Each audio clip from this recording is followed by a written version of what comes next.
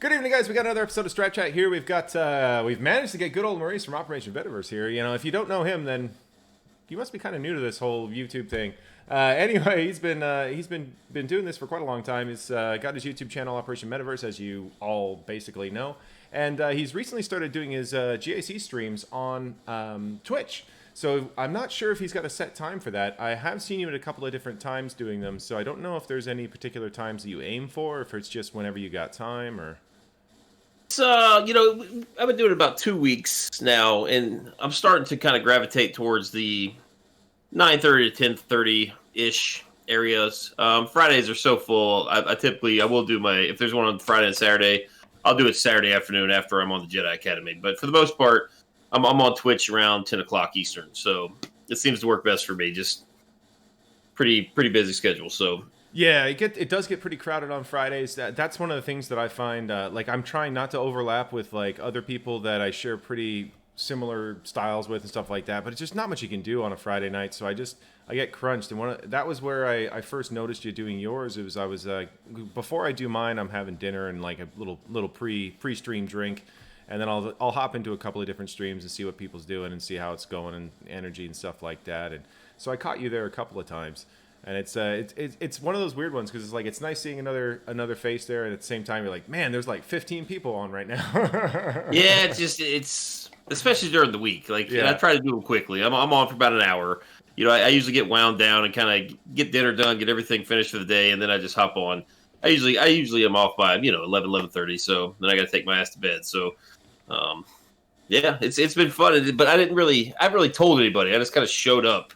For those of you guys, I say it all the time on the stream, but for those of you on the Twitch stream, but for those of you guys that don't know me and T-Money from YouTube, T-Money traditionally handles all of the hosting, all of the artistic design, if you will. Like, pretty much she is the brains behind all the visuals. So it takes it took me a couple weeks to kind of get used to streaming on my own. I figured out the kinks, making noob mistakes that I should have better. After years of doing this, things I should know how to do. I had to figure all that out. So it's been fun. It's been a lot of fun. So I'm having a good time. So have you been making all your stuff for your channel, or did you bring somebody in to do that? That's one of the things that I really love is I love doing all the artwork stuff. And mine are always like goofy and hokey and shit, and they look terrible, but that's kind of my style. It's like, but I really enjoy making them. It's just so much fun. Oh, the layouts and like the logos, all that stuff, with the exception of the alien we use from time to time, everything that you see, anything Operation Metaverse related has all been T-Money. Now, I've made some stupid little emojis and animations for, like the alerts and stuff for the Twitch channel. I've made some of those, but all the artwork and stuff is all her. So it's nice. There's benefits to having a partner. I've worked with her a long time. It's been a really good experience. Yeah, it would seem so. Something weird happened the other day. I don't think I've ever heard of it happening before, but apparently you lost to Abattoir. Like, oh yeah, I got my ass kicked. He kicked my ass. I just, and I said this on my Twitch stream a couple times, pretty much every day since I've got my ass kicked. It's just, I felt bad because I didn't give a very competitive fight. Like, I made some very, very noob, just overlooked things. Like the speed of his Malik. I didn't plan properly. He out-strategized me, right? So, I mean, I was toast from the start. As soon as I opened it up, I was basically like, oh, shit. What am I going to do? And he's super efficient. One of the very, very, very best Grand Arena players. He actually fought Zareth on stream one time. Yeah. Sportsman of the Year, that guy. For the act of kindness he did on the Zareth on the Gambit podcast with him. So, just a great guy. He's actually a guildmate. We're in the same guild. So okay. I don't mind losing. I'm upset that I lost. Like, I didn't compete. Yeah, so that was upsetting. Prepared, right? Yeah. I could see that being frustrating because I think my style is like 90% preparation and then 10% trying not to fuck up while I'm drinking. So, like, it's sort of my approach to GAC. Yeah, and I traditionally put so much on defense, right? Like, I put everything I possibly can on defense and just keep the bare minimum. Like, 9 times out of 10, if I'm fighting a competitive opponent, I have one counter for each of his teams. If something goes wrong, then I have to get creative. But I only have like one maybe hard counter. I guess you can't see me doing the air quotes, but one hard counter for each team that I'm anticipating. So if something goes wrong, if they just do a complete 180, switch it up, do a just trick me, if you will. I'm in a pickle sometimes. So Yeah, the ones I lose, I tend to get destroyed. Like I win the majority, but when I lose, I take an ass whipping. So it's interesting. The question I got to ask the follow up is: Did you avenge yourself with the alt battle? Because I heard you guys were alts matched up as well. How crazy is that? Like I know both of us have the exact same GP on our main accounts, and I don't know if that's his only alt account, but an alt account of his and I are both in Division 8, and we actually matched up the very following matchup. I did get him there, but that's really not the one I care about, right? That's that one. That's. But it's a little something. It's that you get a little champagne of victory there. Nah. I was kind of hoping to get matched up with him again this time, back to back. Maybe even if I lost again, I could maybe give him a little better fight. But that's not the case. I got a much softer bracket. Abattoir in our last round, it was a super bracket. There were a lot of good players in that bracket. I think he was in the finals against the guy from Cobra Caw. The guy I fought second had a really, really good roster. Very rare that I fight somebody that has similar mods to me, and my second opponent and I had damn near identical mod rosters. So it was a pretty stout division. Yeah, that sounds pretty nuts. Is that something that happens a lot up there? Because you're up in those upper echelons of GP. No. So I was going to say you don't get matched up against the same people too often, or? Yes and no. There's always there's a lot of players in my GP, but I will. There's just certain players I guess I play very similar to. A solo base, I got matched up with him back to back. There's a player, Knight of Ren. The guy actually fought before Abattoir. Him and I have fought several times. A guy named, I can't, all the names elude me, but I see about 10 people time and time again. And then all the rest of them are pretty much random. It's large in Division 1. Division 1's very, very big at the 7 million plus. Lots of players, so. Well, yeah, that's one of the things that I was chatting with Mopils about it just off screen. We were just chit chatting one night, and he kept getting matched up against Jedi Knight Adastra, and he's just like, I just started putting bullshit because she outmods me so much that I just can't do anything. And it was one of those, and I was just sitting there thinking to myself, I'm like, man, that's actually got to happen a lot when you get to those really high ranges of GP, just because there's not going to be like the people that are up there are all going to be number one, pretty damn long-term players, good players. You're not going to be getting like me down at the lower end of Division 1. I get a lot of guys with like my opponent matchup this time is just completely unfair. He's got like 20 less plus 20 speed mods as me or something like that, and it's just he doesn't have a Galactic Legend. I'm like, oh man, this poor guy. Like, well, I often find myself, and this is everyone plays the game differently. I'm not criticizing anyone, but I do get matched up with a lot of just pure collectors, right? They get all the characters, they level them up, they relic 7 them. Like I fought a guy a couple weeks ago. He had 7.2 million GP, and he had 11 20+ speed mods. Like you can clearly tell he just enjoys the collection aspect of it, and that there's a lot of elements to this game, and that's one of them. And that's I tend to play more like yourself, much more competitive when it comes. I try to fine tune my roster and get everything rocking and rolling. And this guy, he just likes the characters. He loves Star Wars. Maybe he enjoys the raids. I'm not sure. But there's all sorts of walks of life in my GP. And there have been times. Abattoir is actually the only one I've matched up with that has 4 GLs. I only have 3. But for the most part, everyone I've seen since I put the ultimate on Luke, everyone I've seen has 3. I fought one guy that had 2. So that's actually kind of a question I was thinking maybe I should bring up. I'm in this weird spot. So I know you've been in my stream, but I don't know how familiar you are with my roster. But I'm at 4.8, and I have 1 Galactic Legend. But I'm ready for both the Lukes. So as soon as Jedi Knight Luke comes back, I'll have him, and then like a week or 2 later, I'll have Jedi Master Luke. And then it's like this weird question where I'm like, I don't really know what to do. Like, do I go for another GL, or do I work on some of the filling out some of the stuff? Because I'm almost at 70 G13, so soon I'm gonna have 80, and then it's just gonna be like, I'm assuming the matchups are gonna be a lot of people with 2 GLs and stuff like that, and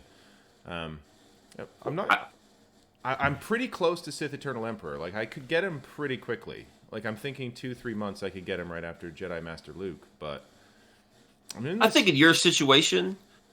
You especially, I've seen your streams. I wouldn't call myself an expert on your roster, but I am familiar with kind of how you play, right? Like I've watched you time and time again. You have very, very good mods. Yeah. And I think with your depth at mods, I think you can totally afford another GL. I think what's happening to a lot of people is they're getting Jedi Master Luke, they're getting SEE, and then all of a sudden they're like, I don't have any mods for the rest of my teams, right? So if I'm playing this person and they put 2 GLs in the front, and I know how to counter them, I'm going to trash the rest of the roster because everything else is really, really slow or really, really poorly modded, no offense, no health, things like that. And I think people are starting to see that. Even me, I mean, I have a really good mod roster. I feel for my GP, I feel it's very good. And I'm in the same boat. I don't know if I should go after Emperor, or if I need to slow down and really get some mods ready.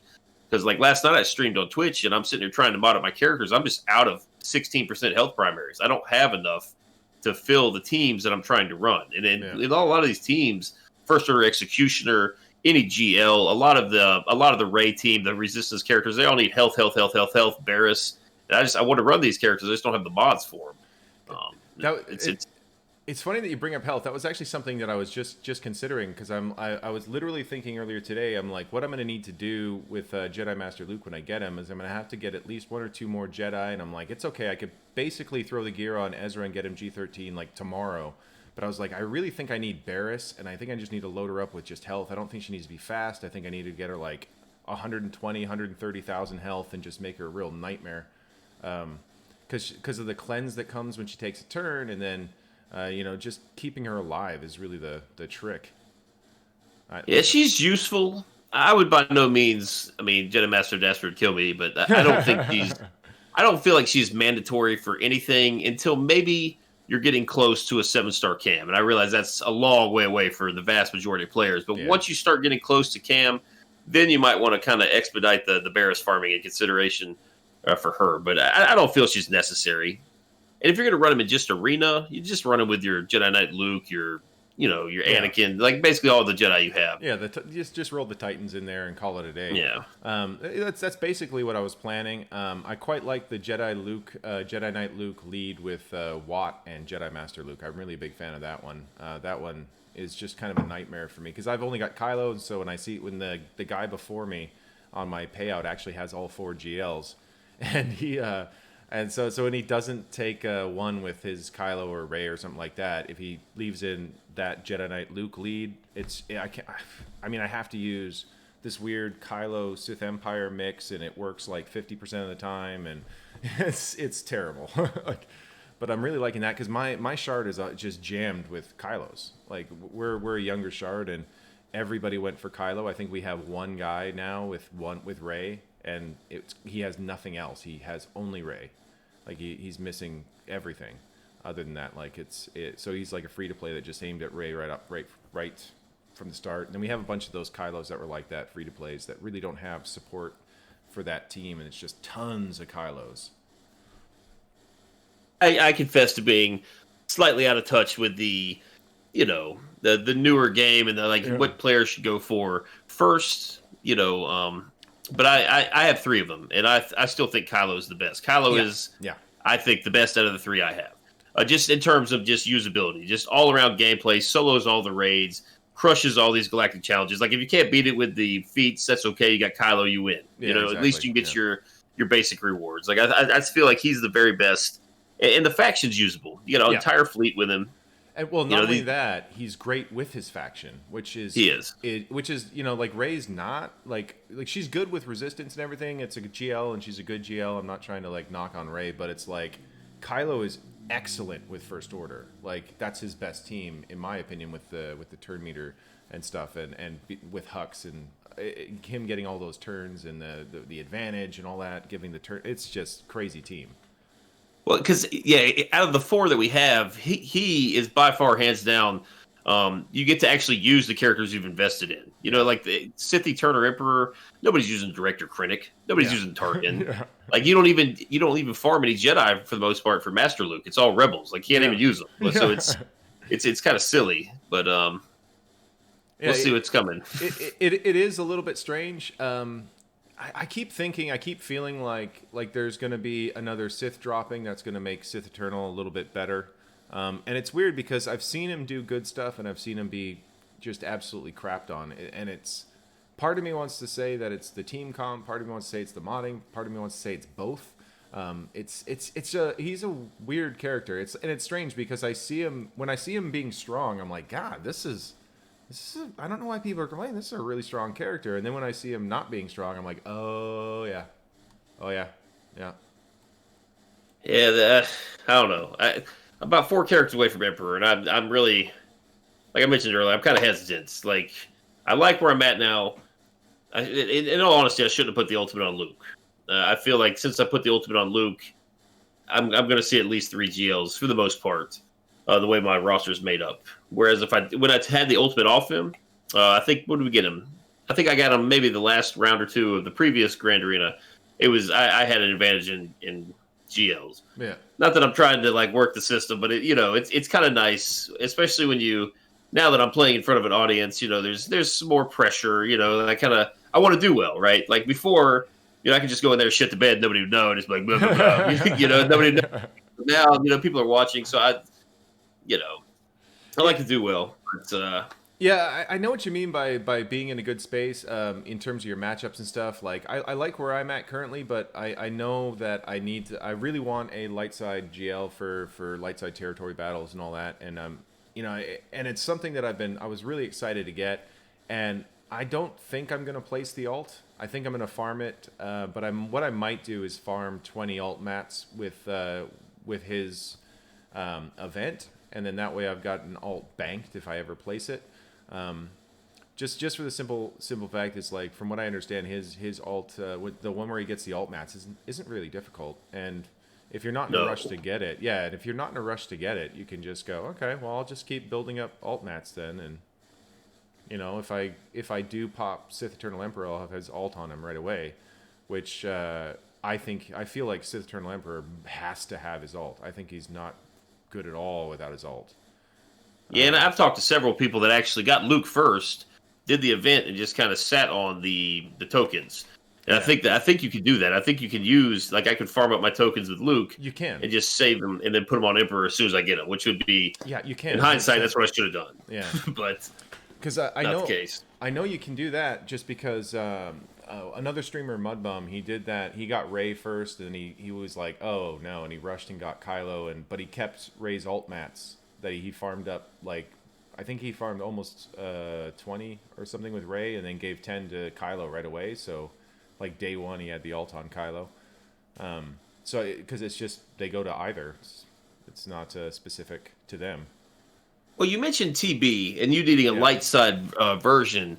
I mean, if one of your main goals is to get Luke in there for TB, you might want to consider his ultimate, because once you pop it, it stays. Yeah. Like, if you can just fire off those assist moves over and over and over again, he pops it in the first or second phase, you get to use it the entire battle. So that's very helpful. Yeah.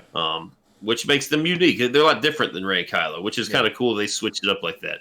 I think these two are pretty good for PvE. I don't have Emperor, but I'll be interested to see what the guys in my guild do with him for the upcoming GOTV. Well, so it'll be cool. What I can say about Emperor and GOTV is that he destroys. Like, really, he's really, really good in GOTV. Because one of my guildmates had him with the alt. That was his first GL. Like, he went and got Emperor, and he had it ready pretty much right away. And he got the alt on it, and then we had our Dark Side Geo, and he was like 4 for 4 on phase 4, no problem. Like, could have closed his eyes and done it. I was really surprised. I wasn't expecting him to do quite as well, but the link and everything, and it just destroys. Like, once he got the alt, it's just like that huge AoE and everything with the deception and the deceive coming out or whatever. But honestly, I don't really want Emperor. I know that sounds bad, but I'm really just I'm farming for him out of necessity. I feel like I'm going to need, because especially I'm really, really excited about Queel and IG-11, right? So I'm going to amp them up, and it's going to shoot my GP up, because I'm talking about Zetas, relics, the whole 9 yards. Because I have what in my mind what I think is going to be some good pieces for those two, right? I've already got them. I ran that GG Nuke team many moons ago for Darth Revan. So I've got double Zeta T3. I've got a Zeta IG-88. I mean, these characters are gear 12. They'll take a little bit of gear to get ready, but I could build the team right out of the box. Yeah, I think with Queel and 11, and I'm excited for them. So I feel like if I boost my GP much higher, I'm just going to be consistently fighting people with four GLs against my 3. And it's not an excuse. Like, Yeah. by no means am I making an excuse, but it does make things incredibly more challenging. Yeah. Just knowing that there's always going to be at least two, probably more than likely, on defense. So always, it's nice 3 versus 3. It's nice and fair. 3 GLs versus 3 GLs. You can do whatever you want. It's equal playing field. Well, do you know what's funny is as you're talking about this, the thing that struck me about Galactic Legends right away was how, number one, it changed my view on GAC, where like when I was fighting to get Kylo and I didn't have it and I was fighting GLs, like my whole strategy on GAC changed. I went to like figuring out what defense I can set that will absolutely just stick them. I was just going out there to skunk them and then take whatever I can.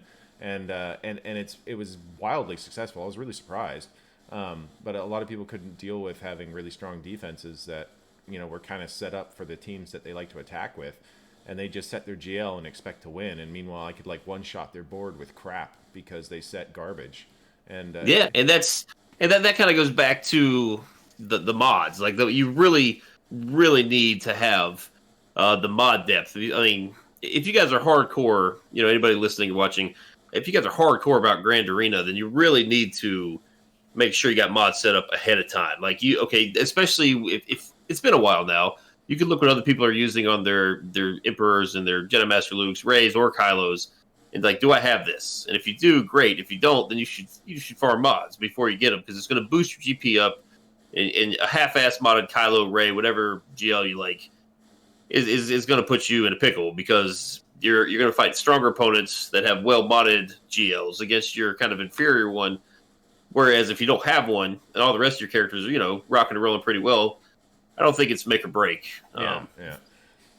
I can definitely say that's something I've seen. There was one of the hardest battles that I had was actually a guy who's one of Zareth's Patreons, and Zareth gave him a little bit of coaching, against me, and he set a really, really strong defense. But the thing is, he had incredible mods, and everything was modded absolutely perfect. And he had like the gear levels it was sort of like Zareth's ult in the sense that everything was geared just enough to do exactly what it needed to do. And it was a really hard roster to attack because I knew it was going to be really strong defense. And it was one of those where it was like, all right, well, there aren't difficult decisions. I know what I have to use here, but it's all like, this might work. If it works, we win. If we don't, congratulations. Every Grand Arena is like that for me. But I do place a tough defense. And I've only been cleared twice. I've lost twice this round, and both times I've been cleared. All the rest of the times it hasn't been. In terms of content creation, that makes it's not as exciting per se, because it's not a close match. But at the same time, I can get in there. I know I've got the battle kind of. I'm not trying to be cocky at all. Please don't take this as me being arrogant. But it's just like, if you see your opponent can't clear, and you have more than enough in your pocket, then it's time. You can experiment. You can run stuff. You can ask the people in the audience what they want to see. It doesn't. I don't care about banners. I just want to win, right? So if I would rather experiment and learn things at the expense of 20, 30 banners than just go in there and get I guess 2660 every time and be the master of efficiency. I'm not learning anything. I really like to use Grand Arena as a learning experience, because TW, I'm in a highly competitive TW guild. There's no experimenting in TW. Everything's locked, set. This is what we have. This is how you do it. So Grand Arena is where I do all my experimenting. Yeah, and that's one of those things where I'm kind of noticing now, is because as my defenses have become, I guess I've been getting better at setting defenses and picking what's going to cause issues for opponents. Like, okay, well, my mods say this, and this is what he's got for it. I don't think that's going to work. And there's certain teams where it's really clear that it's not going to work, and there's certain teams where you're like, maybe. But yeah, it's like, as that's happened, I've noticed that I've got a lot of leeway that way. And so that was something I was actually thinking about a couple of times. I'm like, if he had attacked first, I could have tried, this and this, or I could have tried that over there, and I still had like these two good teams left, and that would have been interesting to see if that worked and stuff. But for like, especially in my thing, because I attack in the evening, the first evening that it's there, so I'm usually within 8 hours of Grand Arena, switching to attack mode. So it's like, often my guy hasn't gone yet, so I'm not 100% sure. Like, I always have this kind of like, my defense should work. It should work. We should be good. You shouldn't be able to clear this, but weirder shit has happened. You know, like, and so I miss that, man. I miss, like, since I started streaming, I too rarely get to see what my opponent does. I miss the days of, okay, I took down his Galactic Legend. Let's see how he responds. I take another team down. He fires back. Just kind of pick it apart throughout the day, and that's not an option anymore. So I do kind of miss that aspect of it. Yeah. That was one of the things that some of my like long-term viewers, they like to do a thing where they open up the back and then they just sit and see what their opponent does. And then there's a couple of people that just love to wait till like the last hour and just do all their attacks then and stuff. And I'm sitting there, I'm like, well, I can't do that. Like, yeah, it's not an option, especially during the week. For those who don't know, I have a job. I work, so yeah. During the week, it's not. I can't I can only take so many shits a day. Yeah, like believable bathroom breaks. That'd be funny. They're like, what happened? You're like, I had a really dodgy breakfast burrito. Yeah. I'm sorry. An IBS,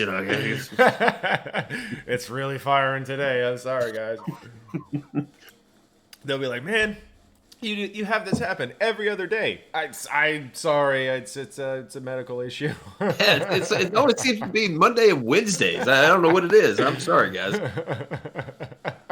It's like, I have a rare condition that makes me go to the bathroom like 10 times a day on Mondays and Wednesdays only, though. So you're good on every other day.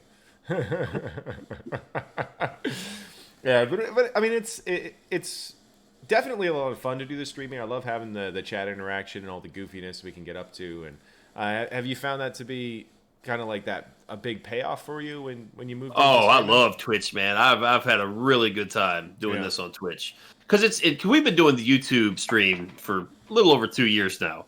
And while it is interactive, T Money and I, while we might not have a physical outline every night, we have a list of topics that we want to get through. And we try to keep it under 90 minutes. 60 if we can. So, it's pretty structured. It's semi-structured, we'll go with it. So you kind of got an outline, you kind of follow it, and then you pick up some questions along the way, interact with, if somebody says something funny, you read out loud, giggle. But like Twitch, I can do a battle. I don't have an outline. There might be some things I want to accomplish on the stream, but for the most part, it's pretty wide open. Yeah. Do a battle. Somebody makes a suggestion in the chat.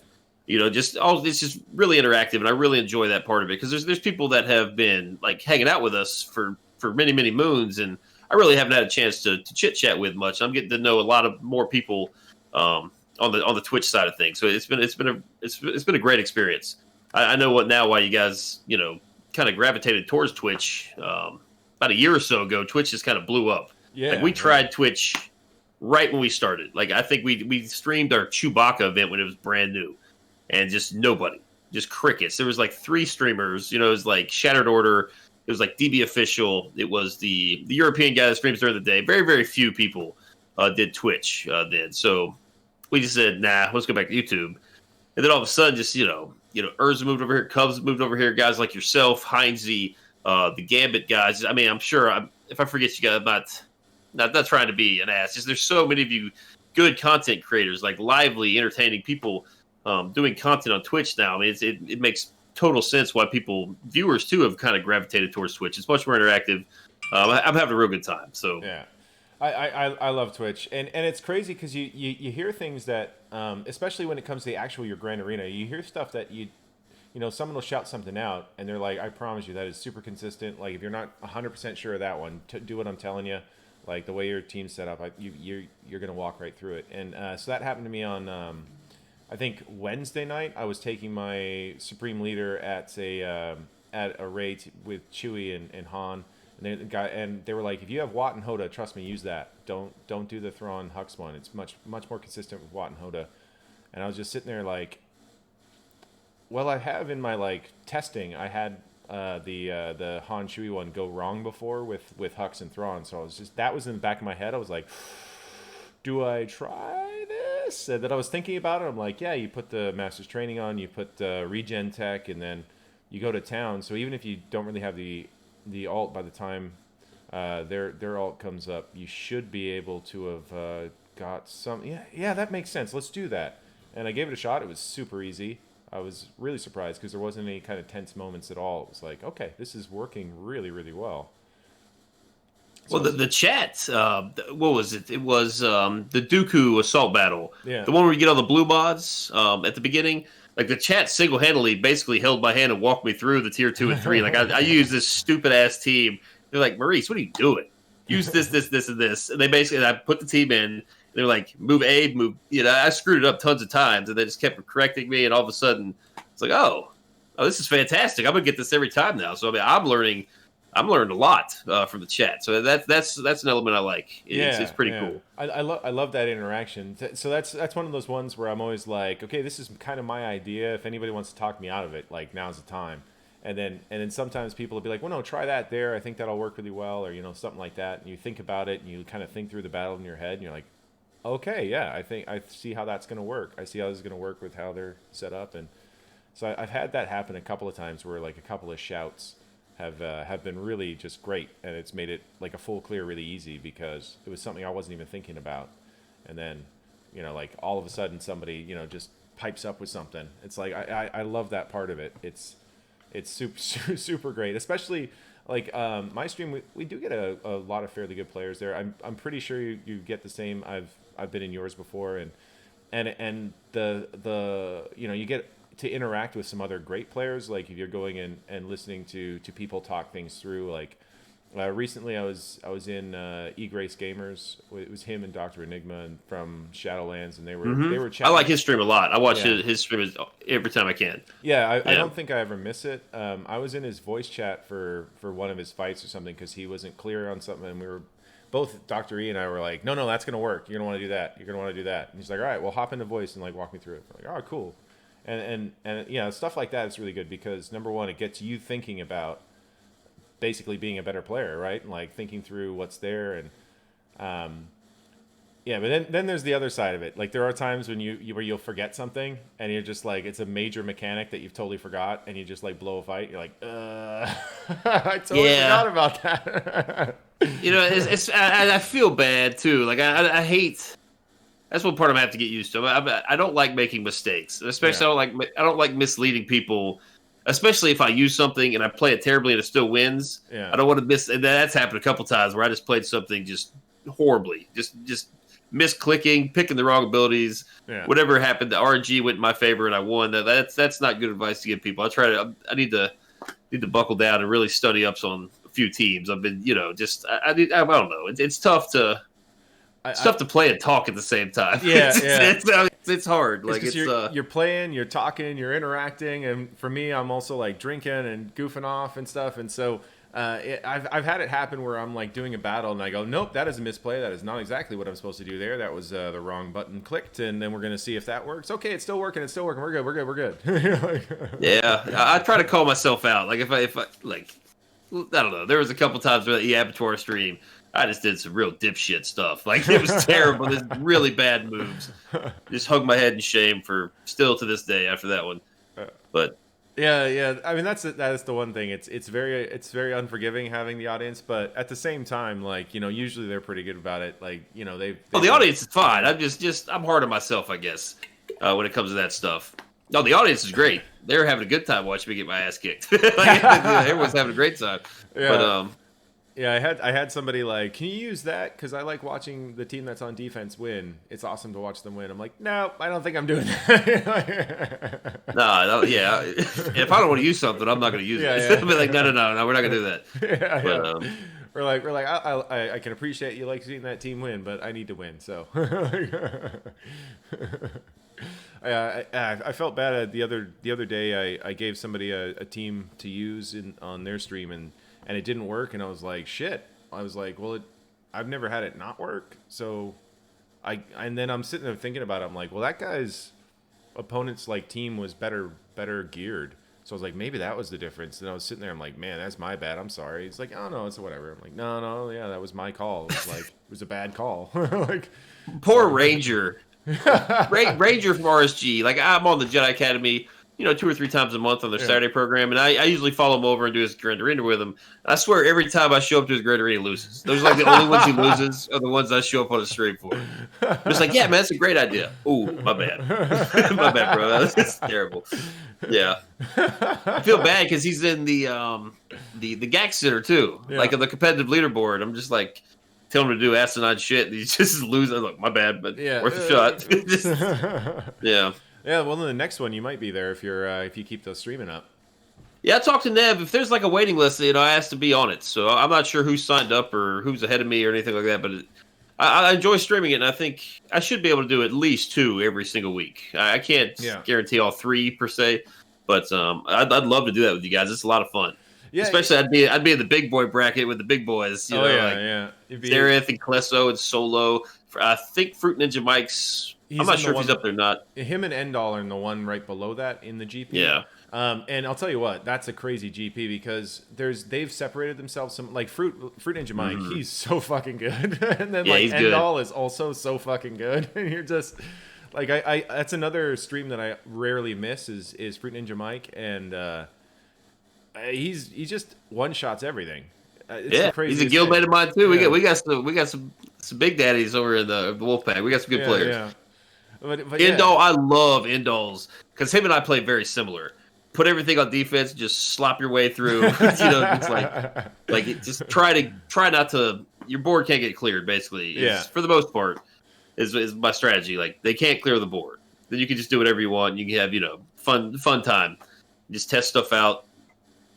You get some of my replays. If you look at .gg, they're kind of embarrassing. Some of the teams have tried, but well, it's one of those. It's like you're just looking at it and going, I don't know if this is gonna work, but it's what we've got, and we need to get through this team, so we're gonna give it a shot and see, and then it doesn't work. You're like, oh well, I guess that doesn't work, and then if you do it, but now works. I know, yeah. You do next it time I works, fight solo base, or next time I get like a guy that it's a slugfest. It's a literal coin flip. Who's going to win? Yeah. I'll know that team sucks not to use it instead of trying it against solo base, the abattoir. Jep, this guy fought in the second round. He's beat me twice now, little bastard. Hopefully I get a chance at redemption there. Yeah. So. Yeah. I feel like I know that name, Jep. I feel like I've seen. I can't. I don't know how to pronounce. It's like Jep Carry from like Legends of Bahamut, that's something or other guild. He speaks English. He's a super friendly guy. I'll always exchange messages with him because it's very rare that if I lose, especially like if I just straight up lose, like no excuses. There's nothing I could have done. You just beat me. I like to ally you so I can kind of gauge how I'm playing. Like I like to add people that beat me. That way I can kind of watch their lifetime. If they're gaining a huge lead, I know I need to do something differently. If I'm kind of run away from them, I know I'm playing, better. Yeah, it's a nice gauge of how you're doing. Like I've got Zareth and Solo on there now. I've got Jep on there as well. I'm in Wolfpack. It's crazy. I've got like a 560,000 lifetime, which is, I think, really respectable, but I'm like 20th in the guild. It's crazy. It's like Fruit Ninja Mike's in there, Abattoir's in there. Well, yeah, that's the kind of crazy thing. So I actually took a month off and did Trapped in Carbonite last December. So my lifetime score is actually deceptively low. So it's one where I'm always like 30, 40,000 below whoever I'm facing, and it's when they're better players, and so I'm like I almost feel like maybe it catches them off guard or something because they're looking at me like he's only got 450 or whatever. I've got 510 or something like that, and then they get skunked on my defense, can't get through. You got to take that lifetime with a grain of salt. Like I haven't gone after the Carbonite title per se, but I've taken months off where I just kind of do the bare minimum. If I lose like twice in the first couple rounds, I might pay a little more attention just to get to Kyber. But sometimes it's just Grand Arena can, especially if you get like competitive battle after competitive battle. You've got all the other elements of the game, TW, TB. It can be you just need a little mental break every once in a while. Yeah. So it's you got to do it. Otherwise, this game will burn you out. This game will burn you out if you let it. So, 100%. Breaks are good. 100%. That was the thing. Like, before I got onto Twitch, actually, I felt like the game was ripping me down because, like, I was making all these videos on YouTube and stuff, and because I was like low GP and I could only do so much. I only have so many teams and stuff, and you can only do so many guides on the same stuff and all that thing. So, and I remember just getting kind of like burnt, and then. I found Twitch, and my word, did that revitalize me! Yeah, it makes every little thing fun. Like that same arena mirror that you've done 16,000 times becomes a little more entertaining. Yeah. When people are in the chat, maybe you switch it up. Maybe you put in a different fifth. Somebody asked, or there's just lots of stuff to do. There's more stuff to do when people are doing it with you, I guess. Yeah. So, Like the raid, the pit's gonna be fun. Like that new, what your 4.8 million? Yeah. Like to be at the GPUR and you can actually participate in the brand new content. That stuff's a lot of fun. Like it's a lot of fun to like when the Sith raid came out. While it was at the time borderline impossible, we like the guild I was in. We had all the pieces. We just didn't know how to fit them together, right, to beat the raid. So it's fun to figure it out. And this will be the first time. I mean, I guess I've streamed when a new raid comes out, so it'll be fun to figure it out with everybody. Hopefully, everyone can take some stuff away, bring it back to their guild, because that's gonna be real important. Relic 8, you start getting Relic 8 GLs. Some of these counters we're using, they're not gonna work anymore. Yeah, you let's say you don't have any GLs, but you're in a guild that complete the pit. You now have a G8, Kenobi or Grievous, and your fleet. There's no more coin flip. You go first every time. So it's gonna be 100%. It's gonna be very interesting to see what people do with these Relic 8 materials. I'm not 100% sure where mine are going to go yet. Probably Kylo. Yeah, but I was going to say my first one's going to be Kylo. It just has to be. I mean, the dude is just ridiculous. But yeah, I was just thinking about it. The only way I can see it not being soloable by Kylo is if they make it so your mastery gets capped. So you can't get past a certain point. So we can't siphon up, a bajillion mastery and just smash. Which is a really interesting one because for me, that makes me go, wait, so like, how good are the other two GLs going to be in here? Because they do have kind of cap mastery growth for the most part. And, well, that's an interesting aspect. Like we were we were speculating what we thought was going to happen. Just like ridiculously high tenacity, like no turn meter removal, like sort of just mechanics like that. Just brick it from like any debuff sort of thing.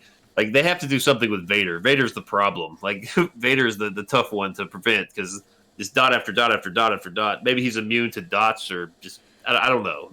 Or there's something like, or maybe it just full stop cannot get debuffs. Yeah, maybe you got 10 turns to kill it. If you don't, you lose. Yeah, but the mastery thing is a good thought. I haven't thought about that. Just like no mastery manipulation whatsoever. Yeah, that could be interesting. I could see that, or it forces everybody to have plus 0% mastery, right? Like you don't gain mastery, period. You don't get any of it. So like the lead, like Jedi lessons and stuff like that, won't give you any. The extra mastery from the GL leads won't give you any. I could see that being a way they go about it. Piet Vader is definitely going to be a humongous damage dealer in this thing, unless they've got some way to stop those debuffs going on. But yeah.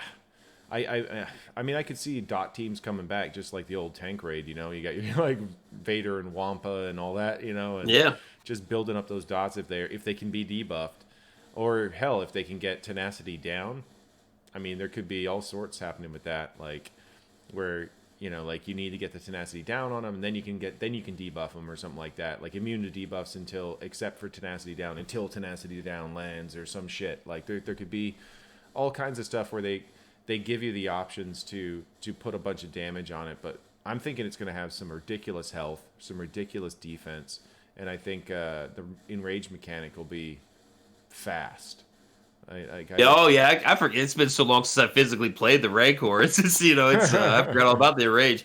Like I just personally, and I know I'm the minority, I would personally like to kind of see it rotate, like kind of like the Galactic Challenges. That would be, but this is coming from. 7 million plus player. That would be fun for me. I know that would not be fun for the masses. But just rotating mechanics would be cool. That way, I mean, let's say that the First Order week comes up. Yeah, then you cancel it that one single week. Yeah. But what are you going to do when you need nothing but droids? And Grievous is no good. But that's actually. I'm trying to. Go ahead. I was just going to interject. I'm like, that's actually a really interesting prospect when you think about it, because then it doesn't have to be balls out difficult. It's just different every time. So you don't know if your solo option is going to work. You don't know what, or maybe certain factions or certain things get bonus damage or something like that. Right. And then you get something then it would rotate like that, and that would be really cool. Actually, that would be something I'd be really a fan of, even at my GP level, because they're you could still do damage, you can still attack it, you can still do stuff, but you just can't devastate it without certain factions, or there's just bonuses on those ones. Like you get something like the bounty hunter bonuses or something, and then you start seeing like that P3 team from Sith Raid come back or something, or like something like that. Like it's the one with like Greedo and Aura Singh and all that stuff. Like but it'd make it a true guild activity, right? Because everyone in your guild has your little pet projects. Like this week it's the bounty hunter, bonus. So Yeti and Boogerface go in there and use your bounty hunters. But the next week it could be Jawa. This a couple other guys get to be the hero. So it would be cool. This is all speculation. I mean, this is probably make believe, but it'd be fun. That would actually be really cool, and that's not something I've ever really thought about or heard anybody say. But man, how interesting would that be? As just even if it was just the tickets build up differently, so you only get it once a week or something like that, and it was one of those where they give you a couple of days advance to let you know if you want to spend your tickets or something like that. Be like, on these days you can it's bonus for these factions, on these days it's bonus for this faction, and something like that. You can only roll it once a week, and you can build up your tickets and then pick the one you want. If you want to skip one, like say you don't have great droids, you don't have like a bunch of Grievouses and stuff like that in your guild, and it's droid bonuses, and you go, well, we don't want that. What's the next one? The next one is First Order. Okay, we have some Kylos. Let's do it. Let's book it on Wednesday, instead of Tuesday when it's droids, right? Like they did say it'd be separate from the existing pit raid, right? I think it'd be completely. I'm not sure exactly what that meant. Yeah, but it could be something like that. Maybe you do get an option. Maybe you accumulate tickets a different way. Hopefully it's not a brand new ticket. I don't know. I have no idea how they're going to launch it. Yeah. But the cool thing is like this is actually a pretty fun little thought like exercise, because like I said, this is not something I'd ever really thought about on how they could do a raid where it's built sort of like the GCs, where there's there could even be feats in the raid that give bonus gear or whatever, like that way if you couldn't beat it, you at least get something. That would be cool. Yeah. So it's like if your guild uses this characters does this much damage with this faction or something like that, you get some some stun guns or something like that. Like that would be pretty disgustingly sick, and it'd be something that all guilds could do even if they can't complete it. Like I think that's a really great idea. Like if they have, it's coming potentially tomorrow, right? Like tomorrow is the anniversary, and they've got the in-game announcement. We've already got the double shard drops in the they've already made that live. Yeah. Like right before we started this podcast, it went live, and I was like looking at it, but I was like, I'll look at it later. But it's that's going to be cool. Well, I was looking at that. I was actually going to ask you about that at the beginning, and I totally just like blanked it. We started talking about streaming. But yeah. So from what I remember from the release, the new like hat. The new pit raid. The new pit raid wasn't fully done, and so it wasn't going to come on the 25th, is what the wording implied. But I could be totally wrong, and it could show up tomorrow. I don't know. But if it's not fully done, I mean, I hope someone at CJ is hearing this conversation, because I think that sounds really cool. But yeah, scrap it, guys. Start over. Yeah, exactly. Like, do it our way, guys. Come on. Come on. Yeah. I have spoken. Yeah, I mean, we got tomorrow could be a big day. I think the entire community is cautiously optimistic about what we're going to get tomorrow. Well, the shard thing is really cool. The shard thing is. I'm really excited about that, because like I said, where I'm at, I've been playing for less than 3 years, so I'm missing stars on all sorts of characters. Like, I'm pretty sure you've got 7-star on everything, but I do not. The new guys. I don't have some of the new characters, right? But everything in Cantina, I have nothing to farm out of Cantina. Yeah. That being said, though, even the signal data is 2 drops. You get 2 for it. Yeah, which was cool. I was about to cap out on Cantina before we started. I noticed it. I was like, oh, I just got a ton of this, the green signal data. I was like, all right. I haven't checked mods. If you get double mods, that's I guess I could just look at the game. It's right here, but like it's like, the funny thing is, I had that open in my browser. Let me just pop it back up. So yeah, check to see if that's the case. It says mod battles, so that means mods as well, I believe. Oh, get out of town. Yeah, not joking. 4 days of light side battles, dark side battles, mod battles, cantina battles, and fleet battles. Oh, it's an official double drop. Yeah, like a double drop event. Oh, I thought now the character shards are live. I farmed Piet. The and character Piet was shards 1 good. and Poe was 2. Yeah. Yeah. So starting not tomorrow but the day after. Is 4 days of full double drops. So that'll be full double drops, including the new character shards. So you're going to get 4 times old shards on the old characters. So basically, it's like if I wanted to.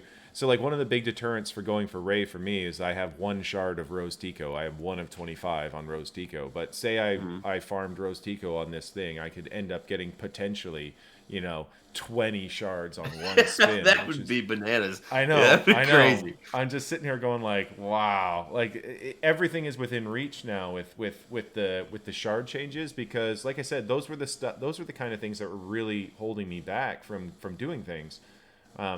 So I got basically kind of almost all in on getting Sith Eternal as a 3rd GL, just because I'm like, I really only have to get Krennic and Piet. Like like Stark comes out of the store, I can do that really quickly. Veers, I have almost all the Veers. I'm looking at him like, all right, well, I could go grab Sith Eternal Emperor really easily. Like, this isn't too bad. Meanwhile, But, I'm like 5 months or 6 months of farming Rose away from Rey. it's just the evolution of the game, right? The characters aren't really that, like, you can have every character in the game 7 stars, not gonna do any good. Yeah, it's not gonna gear 7.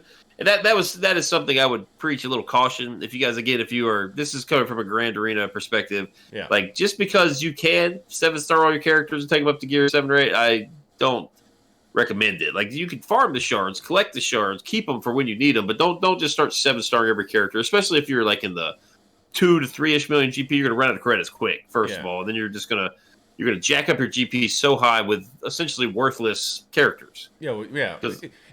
It's going to be enough that it's going to push you into other divisions. So when I joined Division 1, when I got finally like in Division 1, that's when all of a sudden I unlocked a bunch of stuff and like popped it up to 7 stars because it didn't fucking matter at that point. Yeah. Like, all right, whatever. It's like there's no point sitting on this. And so now whenever I want to work on something or farm it, it's no longer like grayed out. I just activate it. I'm like, whatever.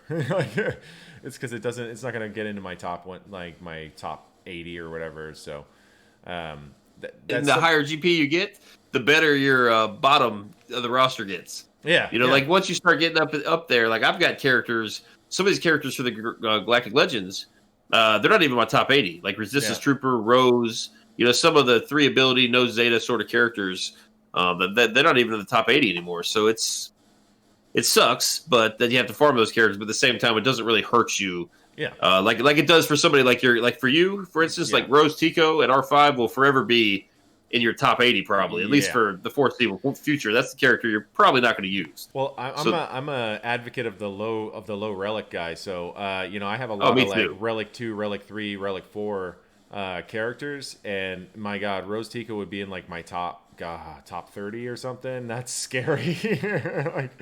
But no, I wouldn't. Me too, man. I've got tons of I basically want to develop a character. I get them up to gear 13. If I like what I see, I'll throw a relic or 2 on. I don't really commit them to the top 80 until I know for a fact I'm going to use them for something more than like a flash in the pan counter. Yeah. I feel you on that. There's definitely some where I'm looking at it like that, and I oh my God, I never relic 7 anything that isn't either a special character or a requirement. It has to be a requirement. Like when I say I'm ready for Jedi Master Luke, I have a lot of like mats and slicing stuff saved up, but Jedi Training Rey and R2 are still Relic 3. I'm not putting them till Relic 7 until I'm ready that day to start farming tickets. Like it's for sure, yeah. Like that's one of those ones where I see people building up for a Galactic Legend or something. They'll get like all the Relic 7s out of the way, and I'm just like, oh no. Like I fought tons of people like that. And right when the second batch was released, when Grand Arena started, you could see people were already spamming up all of the requirements, but they just did it ahead of time and locked it in. Just that was causing mismatches. Like, in my favor, of course, but it's I'm specifically worried about Relic 7s and Relic 5 Plus basically in the matchups because my God, like I have some friends and friends, viewers, people in my channel or whatever, and I see their matchups and they have like a ton of Relic 7s and you're just like, oh man, it's just ugly. Like guy with one Galactic Legend, he has like 40 plus Relic 7s or something. He gets matched up against like triple Galactic Legend accounts and stuff, and you're just like, oh dude. Like, it's like, man, that's. I had a lot of matchups like that when I was like 6 to 6.5 million. A lot of people just spamming relics up, just kind of Relic 7 Vader, Relic 7 Palpatine, Relic 7 Royal Guard. I love the Empire, Relic 7 Krennic. I was like, okay. I mean, granted, they've got Emperor now, but at the time, it's just kind of, Yeah, and it's weird because like that. I just keep getting more and more like, maybe only G13 is necessary. Like I'm getting more along that line, keeping it like under Relic 3, maybe Relic 2, Relic 1, Relic 0 even on a lot of stuff. Per GP, I don't think there's any better value in the game than G13 flat. Yeah. Yes, just flat G13. You get the speed increase, you get all of those finishers and the right side. All of the stats are incredible. Yeah. They start counting towards your mods because if you got a gear 12.5 character, all the health and stuff you're getting from putting on those furnaces aren't applied to your mods until you complete the level. Yeah. So you get your mods get a huge boost. You get the speed bonus, just all sorts of benefits from just taking gear 13, and it's a very minimal GP game. So it's that's less, where it's at. It's like less than a Zeta. It's like, what is it? Like, It's like 500 GP or something to go from 12 to 12.5 to go to 13 or something. Yeah, it's not very much at all. It's minuscule. It's really surprising. And then the first two relic levels are low as well, and then they start getting pretty heavy around Relic 4, Relic 5. So for me, it's like key pilots went to Relic 5. I was stuff like that, and then even then I was like Relic 5. I was like, ooh, maybe not. Like I start leaving stuff at Relic 4, and then I started leaving stuff at Relic 3. Like, oh yeah. Yeah, so it's like as I've been getting more and more G13s, I've been not adding a lot of relic levels. It's just been like, okay, we're gonna stick here. Oh, we've got my B2 battle droid is relic 2. Yeah, he's fine. We'll just leave him there. Yours better than mine. So like you and I sound like we have pretty much the identical mindset when it comes to like GP boosting. Like just get it up just high enough. This will do the trick. Yeah, exactly. Like if they got a counter, they have a counter anyway. They're going to counter it, whether it's Gear 13 or R7. Like it doesn't really matter if they know how to beat teams. Well, the relics really aren't doing you any good. Exactly, and it's funny. So that's kind of my mentality on 3v3, and this is I think why my defenses like never drop. I've only been full cleared once in 3v3, and that was down to I set him one hard zone that's going to cause him to drop battles, and then cause him to drop battles to the rest of the zones. But I was like, he'll be able to whittle it all down. He had like 6 million plus GP or something. Against you? Yeah, almost all my opponents are like 6.3 to 5.8. Like I've matched up once against somebody who was similar to me, so it was like 4.8 versus 4.9. And we both had Galactic Legends and both the fleets and stuff. Well, good on you, man. Yeah, it's baller status. All right. Okay. But the guy I matched up against across the board, we had the same mods kind of stuff and same kind of build, except he was looking at Sith Eternal Emperor and I was looking at Jedi Master Luke. And then he took one zone and I full cleared one shot. So mods win, man. Yeah. That goes back to what I was saying at the very beginning of this. Like you have phenomenal mods for your GP. Absolutely phenomenal. You have great mods. Thank you. I do work very hard on them. Because that can turn ordinary characters into meta breakers. Like that, the mods, you have to meet certain speed, health. Every counter requires something different. But if you can't meet certain thresholds, you'll never have a hard counter. Every counter you have will be like a soft counter.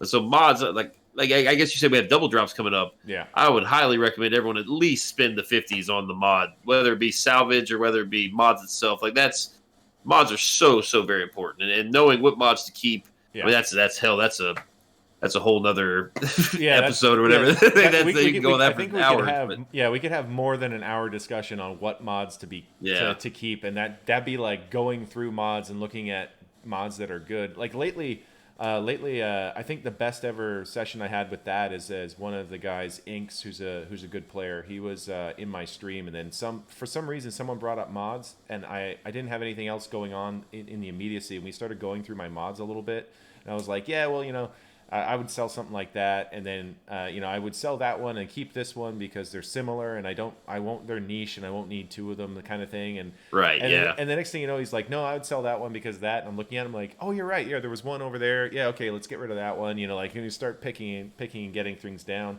And I was just sitting there like, man, it was super helpful just to have somebody else chiming in, who knows what they're talking about with mods, and they're just like, oh yeah, well, no, I don't know about that one because what if it, goes this way? Yeah, you're right. You're like, oh no, or I was about to sell something. He's like, no, I think you should roll that one because it could go really good if it hits this and this. I'm like, oh, you're right, and that would work on these teams, and Well, you touched on a good point there. Like, I see a lot of this isn't criticism. I see a lot of streamers like farm a mod.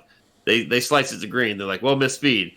Slice it to blue, miss speed again. Like, just what I like to do is I'll farm mods. Let's say I farm mods for a week, and I'm not suggesting everybody do this, but I level all the mods up. Every mod I get, white, green, blue, just because I'm an older player, I have credits burning a hole in my pocket. So I take all the mods up, and then you lock the ones you like, and then at the end of the day, you look at all your selection of whites. Like you mentioned, like this mod are similar, but mod B is a little bit better. Let's select this one, and then you just take them all to green. And then all of a sudden you have a bunch of greens to select from. You end up at the end of the day taking the very best ones up. And hopefully even if they miss speed, you're like, okay, that's okay. I got good offense percentage. You miss speed again. Okay, now I got good protection. The mods just continue to, you eventually end up with a whole bunch of gold mods that while they're not going to be elite, they're going to be usable good. Forever. Yeah. Those are the ones everyone needs. So those are the mods people overlook this will work forever. Yeah. On any character, 10 speed, flat offense, good offense percentage, crit chance percentage. That's a great mod for all the time. Like, just it doesn't have speed, but it's just usable, plug and play sort of mods that everybody needs. Yeah, 100%. And it's funny because I buy a lot of almost all my credits going to buying gold mods in the actual mod store. And one of the things that I'll do is I'll level it up, a hit at a time kind of thing, and be like sweating it out, like, come on, hit speed, and then all of a sudden it's like you can get a mod that's it's like offense set, offense primary arrow or something like that. And then it's like 5 speed with flat offense and crit chance, and you're sitting there like, well, I'm getting that by, and then you start leveling it up each hit, and you're just like, hit speed, and it hits offense. You're like, okay, hit speed, it hits offense again, and you're like, hit offense. Yeah.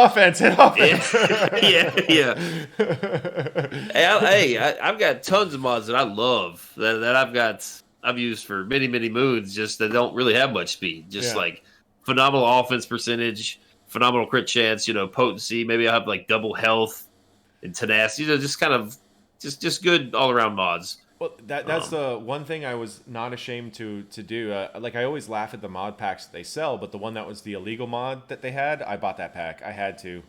I just had to. And then I rolled it, and holy shit, did it roll well.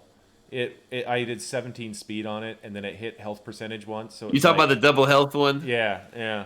All right, I confess to buying that one too. Yeah, I talked shit about it, but then more and more I thought about it, I ended up buying that one. That's exactly what I did.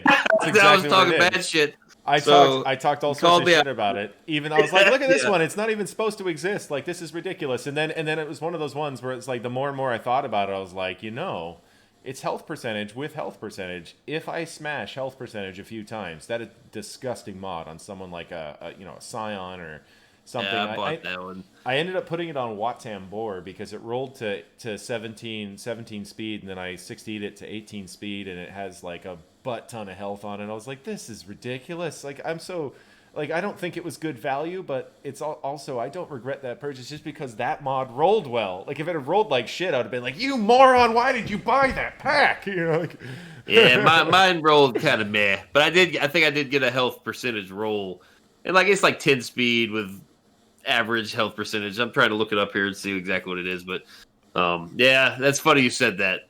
Like, I was like, no one should buy these ever. And then I was like, well, this one here, this payday, so let's go ahead. Let's go ahead and gamble. Well, see, that was my problem. Terrible advice. Terrible advice, yeah. Like, on the last day that it was there, I just got my Twitch payout or something, and I was like, son of a bitch, I'm going to have to get that, aren't I? I was like, all right. Yeah, I held out till the waiting moments as well. And I was yeah. Nobody will know, buy it. Yeah. I've had people call me out, like, on, like, if they don't see, like, a pack that's in the store, be like, oh, I see you bought such and such pack. I'm like, how the hell? Oh, you little sneaky bastard! You can steal my. Oh, sneaky. Well, that's the thing. Like, I'm not ashamed of it. Like, I don't. Oh, nor am I. I don't. Yeah, it's weird. There are people that think it's like a badge of honor or something that they are fake free to play or something. I'm like, I'm not free to play. Anybody who looks at my roster knows that I'm not. Like, I don't know who I'm trying to fool, right? Like, they're like, how many Zetas do you have? 75. And how many G13s do you have? 65. You're probably not free to play. No, I'm not. Like, I mean, I spend money on what I want to spend on, right? Yeah, So, yeah, I mean, exactly. Like, I do think I've spent considerably less money than a lot of people at my GP, though. Yes. Like, I feel like I Yes. do spend money from time to time. I don't think it's a lot for any money spent for any. There's no such thing as value in a microtransaction game. No. You know, we use that term a lot. It's really make believe, but like whatever the case is, I keep it under control. I spend what I want to, and then I feel like I use my resources wisely. There have been a few times where I just like panic buy something to get something done. There's been a few cases like that, but for the most part, if I buy a vault, you know, I make it last. I buy like the good value stuff, like the gold eyeballs from the store, you know, stuff like that. Are good, yeah. Yeah. Like I'm sort of in that way. Like I don't ever get really ridiculous with it. I think when I first spent, I bought like 3 or 4 stupid things, and you know, and I regretted it later, but it wasn't something I realized was dumb until much later, right? And then when I started actually kind of spending regularly, it's because I started looking at this game as a hobby. You know, like it's I just was thinking about it. I'm like, I'm sitting here on Discord all fucking day, talking to guildmates, talking to people from my stream channel, my Discord channel. You know, I'm getting PMs. We're talking strategy. We're talking mods. We're talking all sorts. I'm like, I mean, this is one of those. I spend so much time on the game, you know, and if I buy a vault in a month or something, that's actually not that bad value in the terms of my entertainment. You know, like I always look at it kind of like that. Like if I go, like before COVID, obviously, if I went bowling with some buddies, right? If I went bowling with some buddies, I'd buy a pitcher of beer to share with everybody. I rent the ball, rent the shoes, rent the lane, you know, kind of thing. I'm in for what, $50, probably have a snack. You know, next thing I know, I buy a second pitcher because fuck it, I like drinking. So then all of a sudden I'm like $100 in, and for, you know, 5 hours of fun, you know, something like that. But like, you know, this game, man, I get so much entertainment out of this game. So when I really think about it, it's like if I buy a vault in a month, that's what, $1 every hour of enjoyment, something like that, of the game. I guess I'm with you too. Yeah, like that's when I started looking at it like that, I never really felt weird about spending. But that said, I don't spend ridiculously. Like I look at it and go, okay, what specifically do I need from this? No, that's not worth it. We're not doing it. You know, like that kind of thing. Or what do I specifically need from this? Okay, so this is gonna. Okay, all right. We're gonna do that. I think that's worth it. You know, like in terms of developing my roster, the speed I develop. Because like one thing I definitely won't do is I do not develop my roster faster than I get Zetas. That's the first thing I took a really solid look at.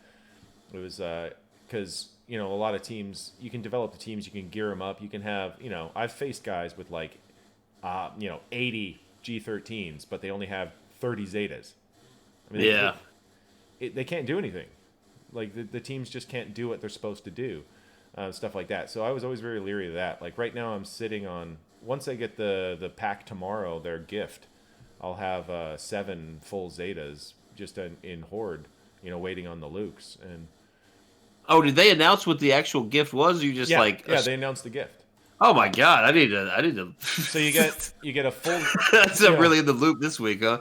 Yeah, God, man. So I'll go through some of the high points for you. There's a full Zeta, so you get 20 Zeta mats, 10 Omegas. You get they give you a full Carbonti, a full Mark 6 droid collar, a full stun gun, and a full like the Mark 8 biotech eyeball. So you get all of that, and they give you some signal datas. Decent amount. They give you some relic slicing mats, like it's actually a lot. They actually give you a lot of the relic slicing materials. So 90 of the carbonites, 75 bronzium, 15 chromium, and then they give you some Radis finalizer blueprints, so 1 completion each. So you get 10 from each, and then you got they give you some Wampa Hoda shards, some Chirotech, so they give you half a Chirotech, half of each. so that's pretty solid. And then I'm actually pretty impressed. Like they. Yeah, I mean I would have been happy with. I mean, some of the rewards they given in the past, maybe not for the anniversary of May the 4th, but just random reward, like, hey guys, thank you for being, yakety smackety. Here's a, badge and 200 crystals and 3 chewy shards. Like, oh, thanks. Well, we are. Getting, we are getting our 3 chewy shards. Don't worry, it's on there. I'm pretty sure they were always. Yeah, I'm trying to sit still, man. I see you moving around. I'm trying to sit still for you. It's tough. No, it's all right, man. I can keep adjusting, so it's not really a big deal. But yeah, it was a really good pack. I was really surprised to see the Zeta there. They gave it to us 2 years in a row, but I think the last year, they gave it to us 2 years ago. I think last year they didn't give a Zeta. They gave General Skywalker shards, Malak shards, and I don't remember if there was a Zeta there. That's funny. You were asking about Barris earlier. Yeah. That first, the 2 years ago when they gave us the full Zeta, I put it right on Barris. That's funny. Yeah, I remember that. Yeah, that was my one of my first ever Zetas. Actually, was that one. It's a very good, safe, long-term Zeta. It will always have its use somewhere. I mean, the one they gave us. That was my. I think I put that on Jolie. That was my first ever Zeta, and my second ever Zeta went on. I didn't put it on Bastila because I had Jedi Revan at like level 85. Right when I turned level 85, I had Jedi Revan like 2 days later because he came, and so I got Jedi Revan's lead Zeta was my second Zeta. I don't remember the order in which I did it, but my first 2 Zetas were OG Kylo. This is years ago. OG Kylo and the pre-nerf Finn lead. Yeah. I don't know if you remember that one. Yeah, that's the one where you could get like the endless. Just went bonkers with exposed turn meter. You just like a train. It just never stopped. I love that lead. Do I miss it? It's like I never had the character until I got JTR. JTR was the last legendary that Hero's Journey that I actually got. So it was like my last of the major old characters. So I only recently got it. And so I didn't have Finn until right after I got JTR, and I got him to G12 right before I got JTR, and he kind of carried us through. And but I remember that Zeta change. I remember everybody being really upset about it, and that's when I kind of learned about how good it was in terms of like you just get endless turn meter and you can just keep going basically. Well, I remember exactly why, but I feel like BB-8 and Jedi Training Raid would have completely made it ridiculous. I don't remember the exact mechanic. It's been so long, but they changed it right about the time JTR came out, I think. Or maybe it was right ahead of Ray. I don't remember actually. It was still live like that. The old Finn Zeta was good until Darth Revan came out. I want to say. Oh. Because when you're talking about is before I started playing, and it was still working at that point because I remember the change. I remember when they took it off and like people in my guild were complaining about that, and then some people slammed the new Zeta, like the Zeta on the new lead and stuff, and some were like, I'm not going to waste my Zeta on that, blah blah blah blah blah. And I didn't. I kept mine. Yeah. I know you're totally right now because I remember we actually on the channel made a video about Finn lead beating Traya.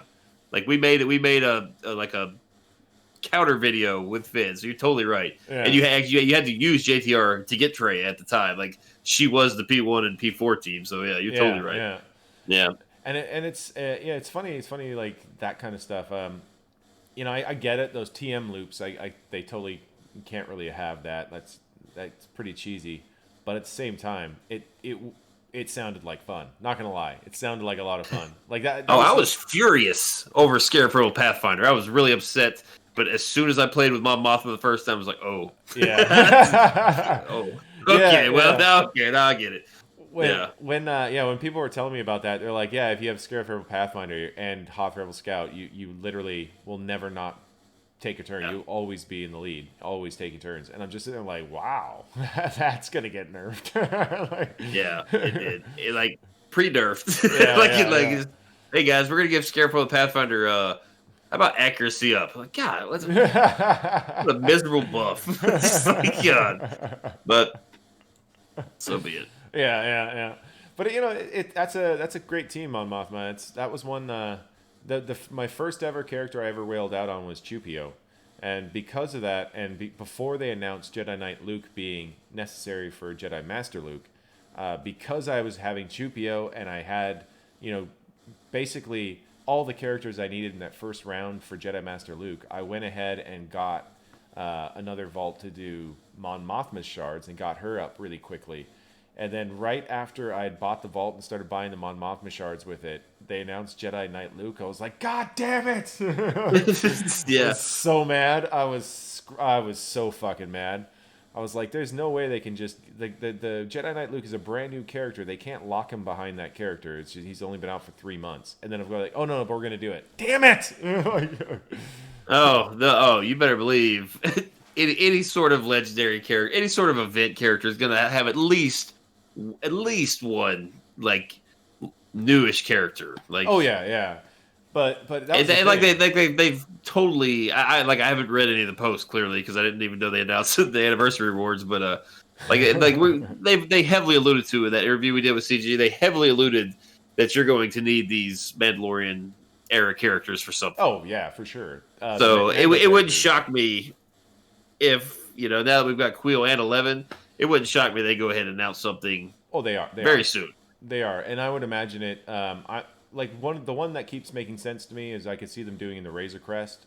The reason I could see them doing the Razor Crest is it'll be like a preemptive to getting a cargo ship synergy, bounty hunter synergy cap ship out there that'll work with some stuff. That'd be cool. I haven't even thought about the the cargo ship element because that, for the most part, except for that one fleet event, that's a relatively worthless. Like, really doesn't have any purpose with the exception of that one little event little they thing. Do. Yeah. So I was like, I could see them doing because everybody says because when I bring up bounty hunter ships, they're always like, well, who's the cap ship? I'm like, well, number one, it doesn't have to be like a specific ship. It can be Hondo and Naka with any ship, right? Like he could, like if you have say, as a for instance, if you have say Thrawn or something like that. Then maybe when you put the Razor Crest in your lineup, Hondo becomes the admiral with a stolen Star Destroyer or something like that, And and I could, and people have been clamoring for Hondo for a long, long time, and it's feasible. Yes, they've already got pirates in the game as some of the NPC characters and stuff. Like I don't think it'd be unrealistic to add him. Because I was thinking about it, and I'm like, okay, the Mandalorian is a major character. Mandalorian, they're going to have probably either a legendary or hero's journey, and then they'll probably end up doing Galactic Legend of the Mandalorian. But is it now? Is it season 2? Do they do the hero's journey? I don't think so. So what do they give us now? They've already announced Moff Gideon is going to be only a marquee. So I'm like, okay. Well, it's hard to... It's hard to discuss this without giving any spoilers. Yeah. Like I'm sitting here, and there's things I want to say, but I don't want to say it because it's. Have you seen the show? Yes. Like there's no way we could really talk about this without spoiling. What's going on? Like I don't. So it's I'm not meaning to dive into that much. I'm just talking about it in terms of just the game, right? Like, at season 2, do we do a hero's journey Mandalorian? I don't know. I feel like no. I feel like since they've already announced it's going to be other seasons, I feel like they're going to try to do, they drop some marquees here, then they do a legendary. Because we haven't had a legendary since C-3PO. It's been a long time. Is Hondo dark side? No, Hondo would be a neutral. Yeah, that's what I was thinking too. Like there's just going back to the Rebels show. I mean, you really can't. He doesn't really have a side. Like he's Hondo. Yeah, He's like, whatever side he wants to be on for that episode, that storyline. It's like whoever's paying the most or has Ezra, basically. But that's the thing. I was thinking like a cargo ship synergy ones because you can use Ebon Hawk, you can use Razor Crest, you can use the bounty hunter ships, and because of bounty hunters, you can use IG-88, you could use your CAD and all that, and you get that kind of that interesting synergy because I was looking at the ships and I'm like, okay, what cap ship could actually be released that actually has a fleet, and bounty hunter cargo ships make sense. Like you look at Rebels and you could definitely steal Phantom and Ghost from that, and throw them into a cargo ship cap ship one, and And I'm sitting there, I'm like, well, we've had to work on Wedge. Wedge was one of those ships that most people ignored for Rebels. You know, with 4 fleets, if you don't have Biston's Ewing, or you're not planning to get Biston's Ewing, then you're not serious about having a Rebel fleet. So it's like that one right there, you're gonna have your relic Wedge and a Biston's Ewing and the new Y-wing and Biggs and all that. And so all of a sudden you have more Rebel ships than you need. So I'm like, you could easily steal 1 or 2 of those, and send it over to this, you know, bounty hunter cap ship thing with Razor Crest as the Millennium Falcon ship doing most of the damage. Then you got your IG-88. You can, you know, Cad Bane, Boba, all that stuff. And I mean, they could even do Django's Slave One because, you know, it's a different variant. So I could see something like that even. But as a legendary, because we haven't had a legendary in so long, the Razor Crest just kind of makes sense to me. It does. I mean, you say this, we were talking about it. It does make a lot of sense. And they're really pushing fleets, clearly, because we need to put 2 of them on GC now. So I think that would be cool. Like years, I guess it has been years ago. The data mines had a Newt Gunray capital ship in it long before Malevolence was in it. Yeah. And we ended up with Grievous, which is great. It's a great capital ship. But Newt was supposed to be, according to the data mine, which is hit or miss, right? You got to take it with a grain of salt. But it was in there, full details and everything on it. Like, so we could always get another Separatist capital ship, I guess. I don't know what you do with it, but or maybe Newt Gunray's ship isn't a Separatist ship. Maybe it's the cargo ship synergy because it's the Trade Federation. Perhaps, yeah. That could work. That could. God, if it came out, that would because there's been stuff like the Rancor, the new tier of the Rancor. That was data mined. There was gonna be like an arcade. I keep doing these finger quotes. Like these, like almost like an arcade style tier to the raids. This is a year or so ago that was in the data mine, and now we're getting it just now into the game. So it's Imbo was in the data mine long before he showed up in the game. Yeah, it's weird. These data mines they're semi-accurate, but you just never know when. Yeah, well, you're going to get it. You never know when, and you never know if it gets shelved or scrapped. Yeah, right. That's the big one. One of the things that was kind of weird about the new pit raid is I found it strange because they did say the arcade mode, but I think the arcade mode is GC, the Galactic Challenge. I think that's what it was. But with this one, I just always remember back to when they were doing the question and answer, and someone asked if they're going to do a new tier of the existing raids, and I remember them just flat out saying that's a waste of our resources. We're not going to do that. We're going to come out with something new. We don't really feel like another tier is the way to go. Blah blah blah blah blah blah blah. And they had like this really long, well thought out like actual response to that. And then it was like, 8 months later, hey, we got a new tier of the pit raid coming. And you're sitting there like, but you said that was a bad idea. Like, not my words, your words, CG, your words. Like, but I would much rather them say no, that's not coming, and then it comes, and then me saying yes, you guys will get this. Psych, just kidding. Like that's I would much rather them like the new raid, like the other raid. Yeah, like the new raid. Yeah. Oh, just kidding. Yeah. Oh, relic abilities? Nah, we didn't say no. Yeah. Heavens, no, we're not doing that now. Well, we're gonna give you guys arcade galactic challenges. Yeah, it's like I'm not gonna lie. I prefer the galactic challenges to relic abilities. That Me too. I think relic abilities would be a really clusterfuck, an absolute clusterfuck. I like galactic challenges, and especially now that you're gonna be able to if you just do the final tier first, you get everything. Now that I'm looking forward to. That I'm very much looking forward to. I like it. It's a realistic PvE testing environment. Like there's very little. What are you gonna do? Take your Gear 13 characters into Galactic War? Like you're not gonna get any. You're not gonna get anything out of that. Like at least these are competitive teams. Yes, there's some goofy mechanics, but you can go in there. You can kind of see how they respond to going second because the final tier is gonna go first usually. So there's just things you can see. Like, what happens if my team goes second? Yeah. And you can see how it happens. I like it. I use it for testing and stuff in private. I'm not going to do that on stream, just sit there and tinker with stuff. But it's, I enjoy them. They're there. If you like them, great. Use them for what they are. If you don't, just get your rewards now in 5 minutes and don't worry about it for the next 3 days. For me, it's definitely a, there's some that I've liked and there's some that I really dislike. I really dislike even it doesn't have to do with easy or hard. Like I really, really dislike the one where they gave a sniper droid to to the Separatist droids. I was like, really? Is that the one where like there's just dots everywhere? Yeah, there's dots. Yeah, everywhere. I didn't like that one either. Yeah, that one was just. It was really funny. Like I ended up cheesing it with Night Sisters, and I used Night Sisters with Watt to keep the dots off of Daka. So I put Tank Tech on Daka, and then I just and so I actually streamed this because I basically didn't want to do it, and then somebody said Night Sisters can do it, so I was trying it on stream with Night Sisters, and then I was like, what if I just put Watt Tambor in here and put Tank Tech on Daka? And then I did that, and it kept working, but I had to like, Watt would die, and so I'd be trying for the revive when I'm down to like one character left on the other team. I'm like, come on, Watt, come on, Watt, come on, Watt. Like I need everybody alive. Come on, Watt, come on. You get a revive, you gotta be like, hey, we got him.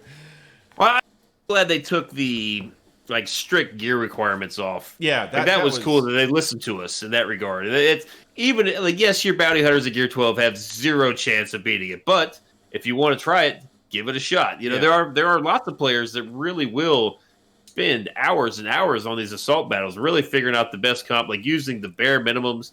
There are a lot of players that really enjoy the challenge of doing these legendary events with Gear 7 Phoenix, or Gear like just ridiculously low characters. Those try again and again. I think that they've done a good job with kind of lifting with that and the journey guide. Yeah, like before, I think the journey guide's amazing. Like before, if Thrawn came around, you've got Gear 7 Phoenix, and that could take you months of practice, months of attempts to get that done. But before there was like a time crunch. Now it's not so much. They've taken a lot of pressure off. You can do it in every way. Like my alt, like I have super undergeared characters for stuff. But I tried maybe once, twice a week for Thrawn. I finally got it. I had like 2 Gear 9 characters. I think all the rest were Gear 7 and 8. I finally got it, and now I don't ever have to touch Phoenix for a long, long time until I really get into the ship, probably Division 2. Like I really won't need to focus on the Phoenix, maybe Chopper, but that's about it. Chopper's droid synergy, I think Chopper's actually like low key fantastic. Chopper is very, very good, especially now with Chupio. You've got Queel and IG-11. I'm not saying he's good. You shouldn't rush to farm him if you don't have him, but like he is in consideration for a lot of newer team comps. Well, I think he's great with Chupio. Yeah, that was actually one that I was thinking of because it's one of those, you need something with like, if you get something with a rebel lead or something, and you can do like Scoundrel Rebel, you do the Stormtrooper Han lead with Chopper, and then you have Chupio, and like all of a sudden your Quill and IG-11 are like, oh hello. Well, in threes, one of my staple defenses has been CLS lead, because for the most part you use CLS Han Chewie together, right? Yeah. But 9 times out of 10, you could use any other rebel lead. Wedge, you could use Kira. There's so many other leads. I put CLS with Chupio and Chopper. I have a Relic 3 Chopper, right? Very fast, but he's going to assist Chupio, right? He has a chance to assist, and there's only Chopper and Chupio, so all of the buffs, all of the cooldown reduction chances are just going to go between the two of them. It's not like there's several droids or several Phoenix to spread it all around. It's you could in theory have a Chupio that has speed up, offense up, defense up, and gets his his cooldowns reduced every turn. Like it's real RNG based, but I find this on the web for how to speed up Office of the Pits Open Game. Series go ape shit. Sorry, sorry about that. I don't know what I did there. I was like, whoa. I don't even remember what I'm talking about. But yeah, Chopper's good. Yeah. Very in game. We'll see. We'll see with IG-11. I'm very interested to see. Like, I have an idea of how I want to use Queel and 88, and it's ways down the line. I don't have 400 stun guns laying around. It's going to take a while, but it would be interesting to see how people use these characters. I know Van Seal joined us on our YouTube stream last Thursday, and he has bounty hunters beating all sorts of shit with Queel. Oh, yeah. Like gas, like all these great... Really? He could beat Emperor with it. I don't know about the other GLs, but he had like 4 different bounty hunters for different teams, but Queel is the 5th, just amping them up, turn meter manipulation, and just the defense penetration, along with all the other stats Queel brings to all the scoundrels, is and me, I'm guilty of it too. I take for granted and forget sometimes how effective massive amounts of defense penetration is. Yeah. Well, and that's going to be cool. And that's one of those ones where when I saw that, I was like, ooh, like this could get interesting. Like, Even a fast you get a fast Emphys Nest with Kira and Vandor with Quill and IG. All of a sudden you've got a really nasty team, and they're going to be ripping through your defense. I mean, Vandor's got that big health based blast, and you got a fast Nest taking turns every all the time. Like that could be really nasty. Well, yeah, 11 gives himself countering, and there's situations where 11 will have retribution, and underneath Kira, I think he's a healer, so I think he gets speed boost. I think under Kira lead, I'm not 100% on that, but just countering. If you got crit on him, just protection back up. Just it's gonna be nasty. There's not much like the Mon Mothma team. I don't think there's gonna be a right or wrong. I think whatever you have in your roster, you can make those characters work. I'm actually surprised with Mon Mothma, some of the stuff that's been brought against it and some of the stuff that's failed. I keep bringing it up because it blew me away, but someone tried to Jedi Revan my Mon Mothma a couple of weeks ago, and they got torn up in like 65 seconds. Yeah. I was like, what the shit? And that's a team where, a lot of the teams we have are kind of cut and dry. There's always going to be 3 or 4 units out of the 5 that are on the team, but Mon Mothma, it's wide open. Like I use POW, Hoth Rebel Scout, Kara, and sometimes 3PO or sometimes 2PO. Like the 5th alternates what I'm facing, but there are guys like Clash that use like Cassian and K2SO, and there are people that use Wigs, there are people that use Chase. All the teams are good. It matters how you mod them.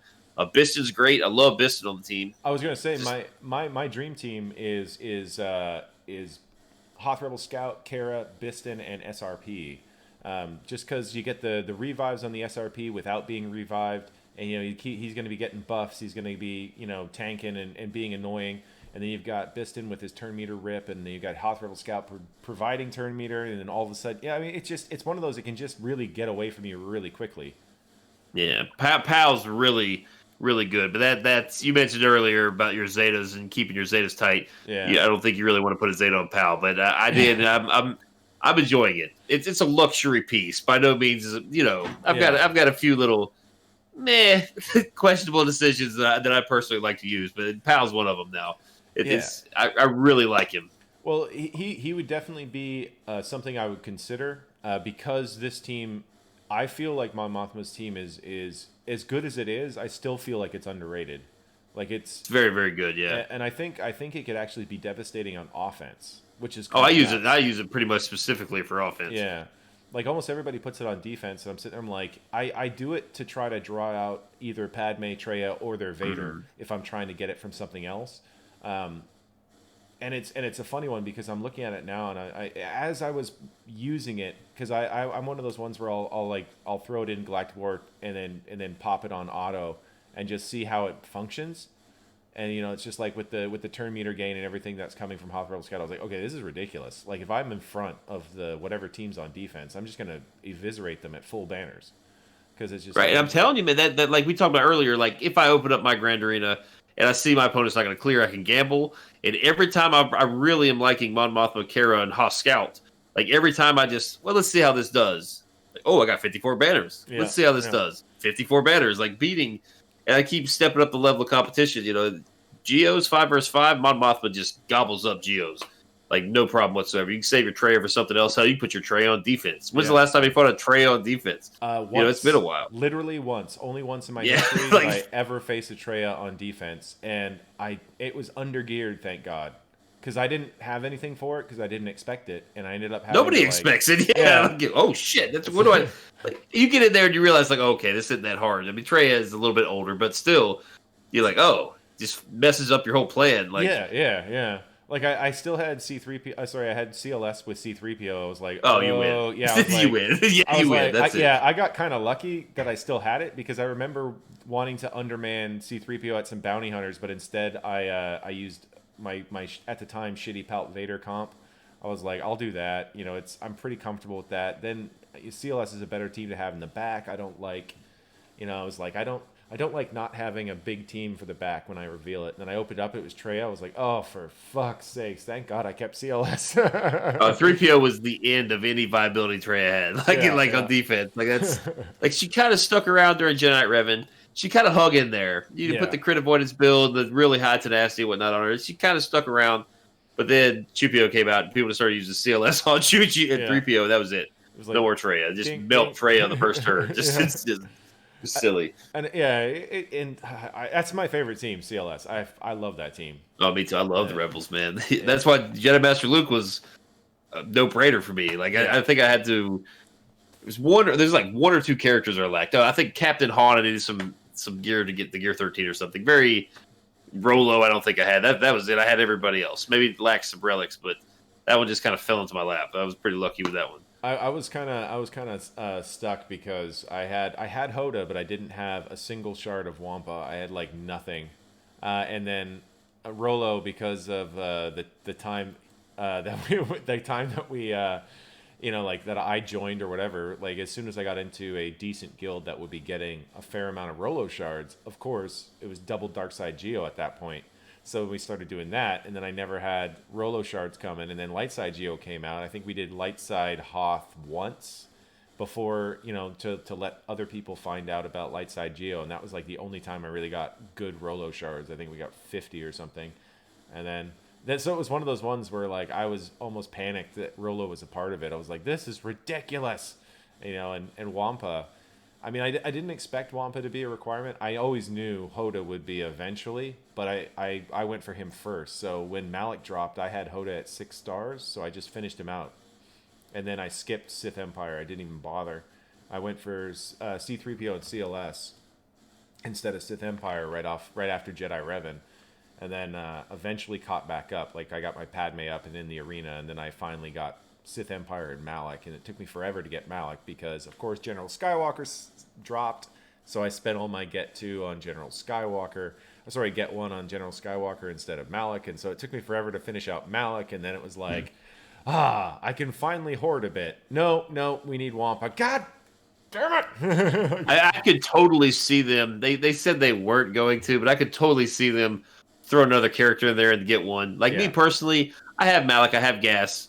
I have Wampa and I have Herbert Yoda, and because I'm chasing these GL after GL, I'm spending all my get one on the damn med packs and the garbage that you just need tons and tons and tons of for these characters. And but by the way, the Razor Crest is what you brought up earlier. Razor Crest, get him 5-star from the event, finish him out in the get one store. Like son of a bitch, I could totally see him do it because everyone's low on get one. That's like the only thing I'm high on because I'm so scared of spending it now. Now that I've got everything finished out, you're wiser than me. Yeah, you're wiser than me. I'm just dumping it. I'm burning it. He's trying to get these med packs. Like if you do the Emperor, like Royal Guard, Krennic, like all of these characters need so many of those med pack pieces for the left side. The purple pieces for the med pack. Yeah, I know what you're They all need 40 of them, 80 of them. I'm just like, God, just use all my fleet energy on it.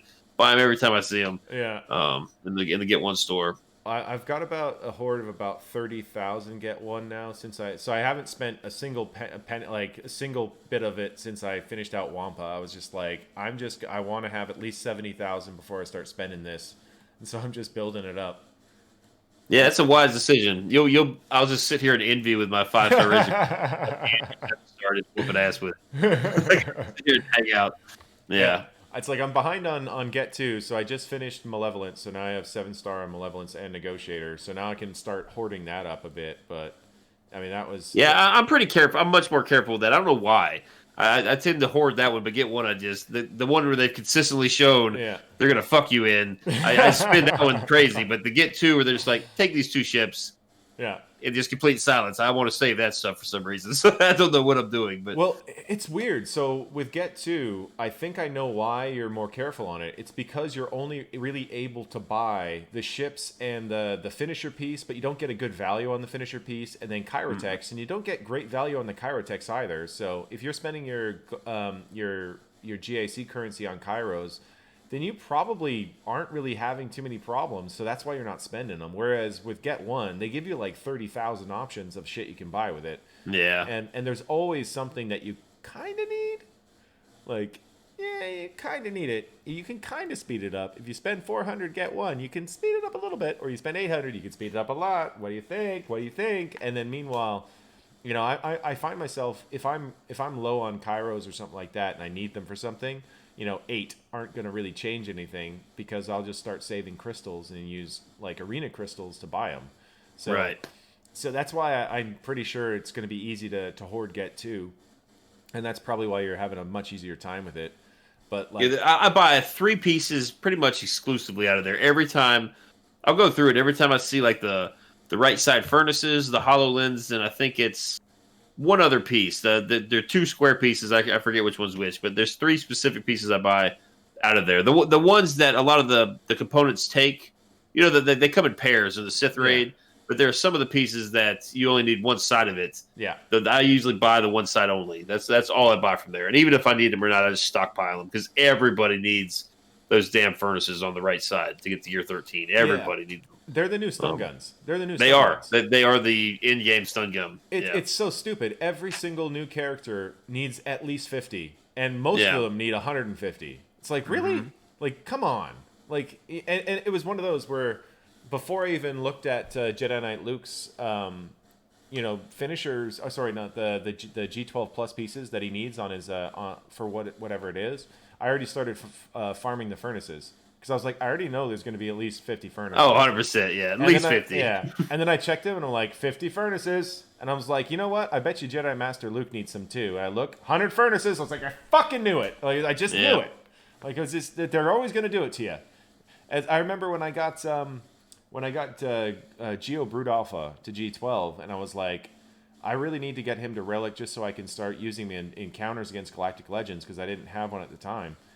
So before I got Kylo, one of the last G13s I did before I finished out all the Kylo characters was GBA, and GBA took 150 furnaces. Yeah. And I had just done Arc Trooper, and Arc Trooper took 150 furnaces. or 100 furnaces. I was like, what the... Yeah, the 501st gobbled those things up. I think that's when I started really noticing that I can't keep up with these. When I was doing the gas team, Arc Trooper, all of them. So yeah. Yeah, I mean, that was frustrating, and that's one of those ones where you know they haven't really made it a ton easier to G12 stuff, and then the G12s they just keep stacking the same pieces. Like the computer, the right side computer piece or whatever. I mean, I got so much salvage of that. It's ridiculous. I think I have like 500 or 600 of the computer pieces and like the same of all the pieces that it needs, except for the purple piece. See the black detonators. They're typically like tank pieces. I had tons of those. I have certain Gear 13 characters now just because I had so much of everything that I needed for him. Like I just like, man, all I need to do is farm like 50 Kairos and maybe this finisher piece, and I got a Gear 13 Magma Trooper, or like just like I didn't really want him, or IG 100. Like I didn't really want him. Like I know he's good, but just I didn't feel it was necessary to take him up. But I just had so many of the stuff just building up. It's like, all right, well, might as well. Everybody else in my guild has done it. I feel kind of bad for still being the only guy at TW that places the Gear 12 IG 100. So it's like, all right, I'll do it. Yeah, it's a weird one. Like some of the ones that I originally I thought were really nasty, or I just have all like the golden stun guns. I have tons of those. I think I have from the Sith raid alone. I think I have like 2 or 3 just chilling that just don't have anywhere to go or don't save that stuff, man. Yeah, your computers will come in handy too. Yeah, like it seems the computers like Ezra. Like I think Ezra was one of them. Like if they take one computer, it seems like they take 2. He takes 2. There's a couple.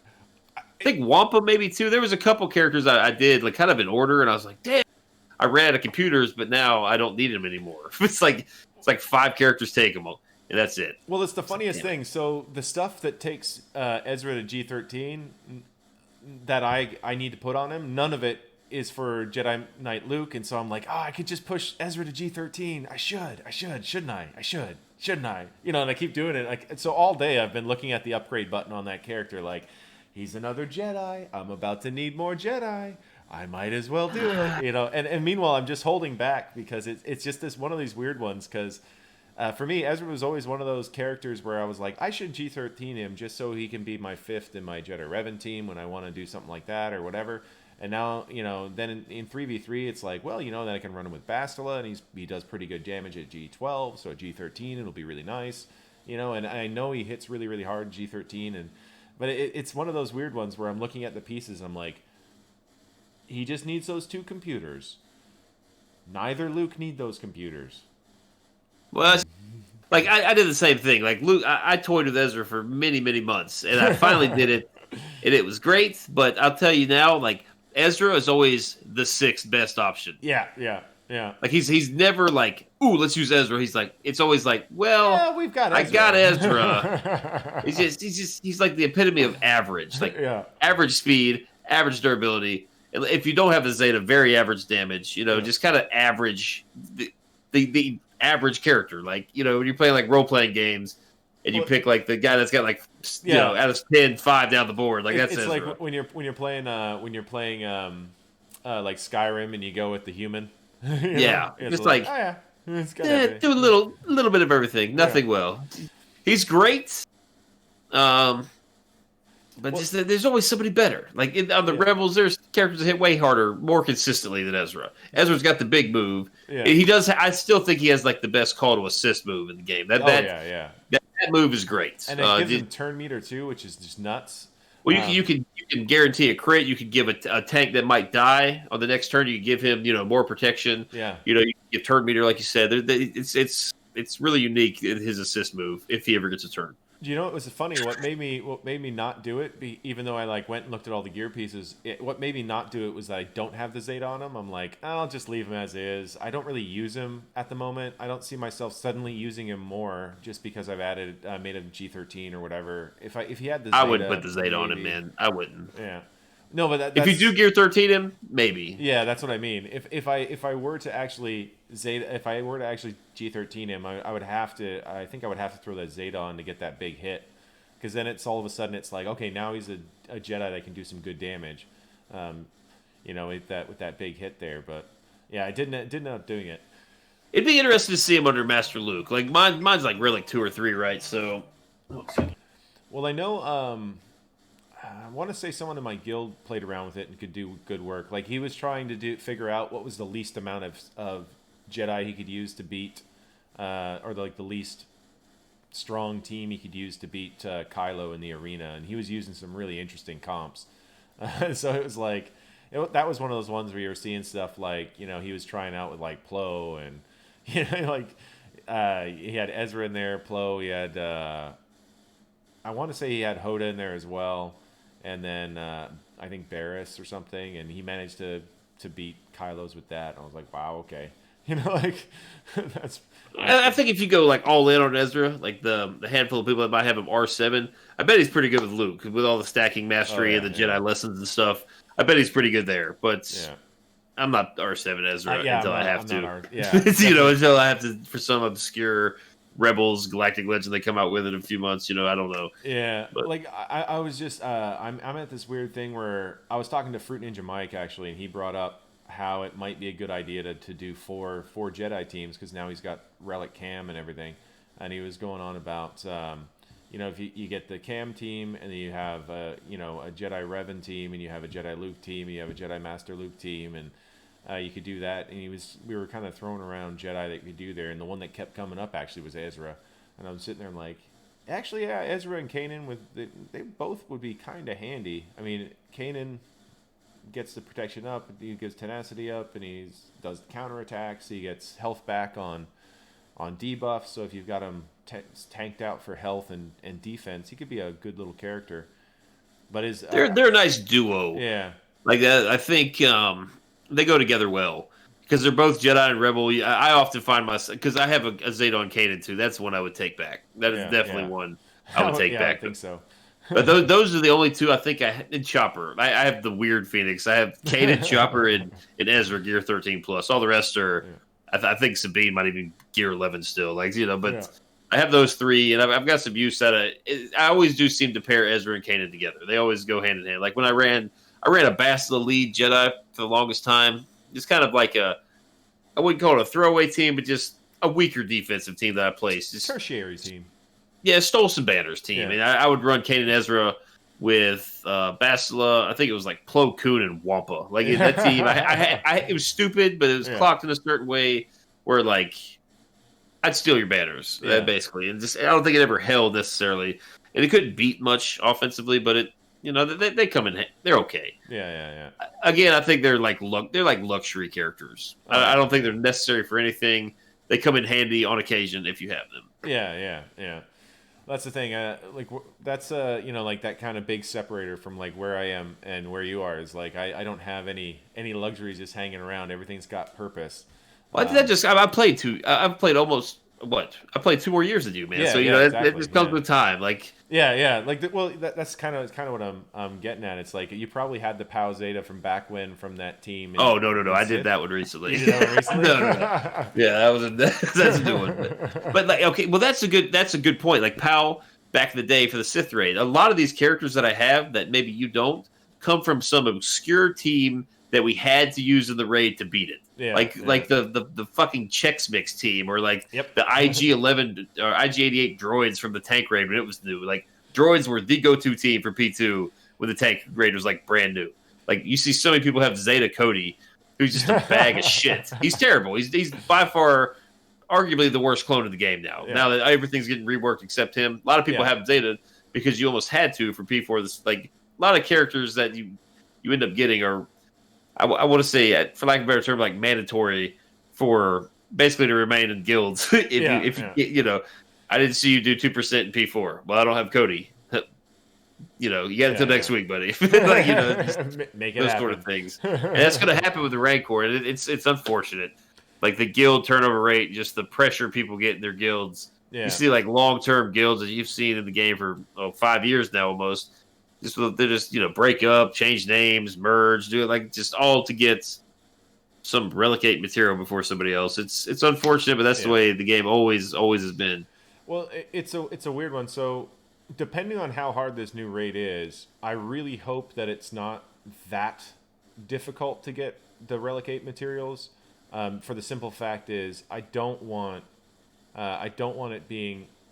I don't want to have a reason to try to move to a bigger guild. You know what I mean? Like I like the guild. I like the people that I'm with. I think are great. It's like and moving guild for me is always weird. I don't like the feeling because I don't think I've ever been since I got into like an actual guild like which I did early. Like I've liked both the alliances I was in. I'm still on their discords. I still talk to them, stuff like that. So it's like I'd hate for the CG to try to give a reason to push everybody towards those top guilds. It's just I don't think that's good for the game whatsoever. No, I don't either. But it's a moneymaker because you got to think like if you're in a top guild, right? Yeah. And let's say you're the 42nd best player of the guild. Yeah. And you're lacking a key character that all the leaders are pushing for, and there are people banging on the door to get in. And you just don't have, ETH Koth. Like, you don't have ETH Koth, and everybody else has them, and everyone else doing their part. You're consistently, like, the last place in the Rancor. Like, you got some pressure to spin, which is unfortunate. And that is one aspect of this game I've always hated. And, I've been in 3 guilds the whole time I've been here. I was in Zai for probably 3 years. I've been in the Wolfpack for maybe 8 months, and I was in DOE for a couple months before I went to Wolfpack. It was a little too intense for that time. Went to DOE, and it was a great guild. Went back to Wolfpack. That's all. 3 guilds. I always kind of stuck it out because at the end of the day, everyone's going to have 7-star Han Solo. Everyone's going to have 7-star GK. It's all about who you play with. If you enjoy the people you play with, being the first on your shard of trail really isn't that important as long as you're having fun in the game. Yeah. I've been likewise. I've only been in 3 guilds since I went out of that starter guild or whatever. And the first one was like a beginner's guild that took me when I was really like little, and I really liked that beginner's guild. We were all just really happy and like really into it. And then I moved in the alliance. I got shifted to their next guild or whatever. I'll call that one guild though. But it was very different. It was just a bunch of people that didn't really care, and they were very casual. And like they didn't show up, they didn't do anything. Like, so it was one of those weird ones where I was like, well, this isn't fun. And then I moved to another one so I could get into HSith. So that was like, I guess, my first big move from Alliance to a different guild. And they were great. They were just great guild, great people, lots of fun. And then some of my buddies in my shard were all kind of moving to this one guild in like so I joined them there because I don't know, it was really weird. Like at one point, I think we had about 15 people from the top of the shard in one guild, which is just fun. That's one way to do it. Yeah. It was just a lot of fun. I mean, it's a weird one. So I'm like the admin of my fleet shard and my actual like arena shard. so it's one of those where it wasn't so much about the shard. It was just one of those where we were just recruiting from the shard because we're like, oh, we know you from Shard Chat. You're good peeps. You're a good player. Like, come this way. Like, we'll keep building up. And so we've been in that one for a while. And I joined it when it was like 290 million. Now we're at almost 260. So it's been building pretty well. And it's, once again, the core is from my arena shard, and then the other like big group are these long-term players that have been in the guild for like 3+ years. So it's this funny thing. Like, and it's good times though.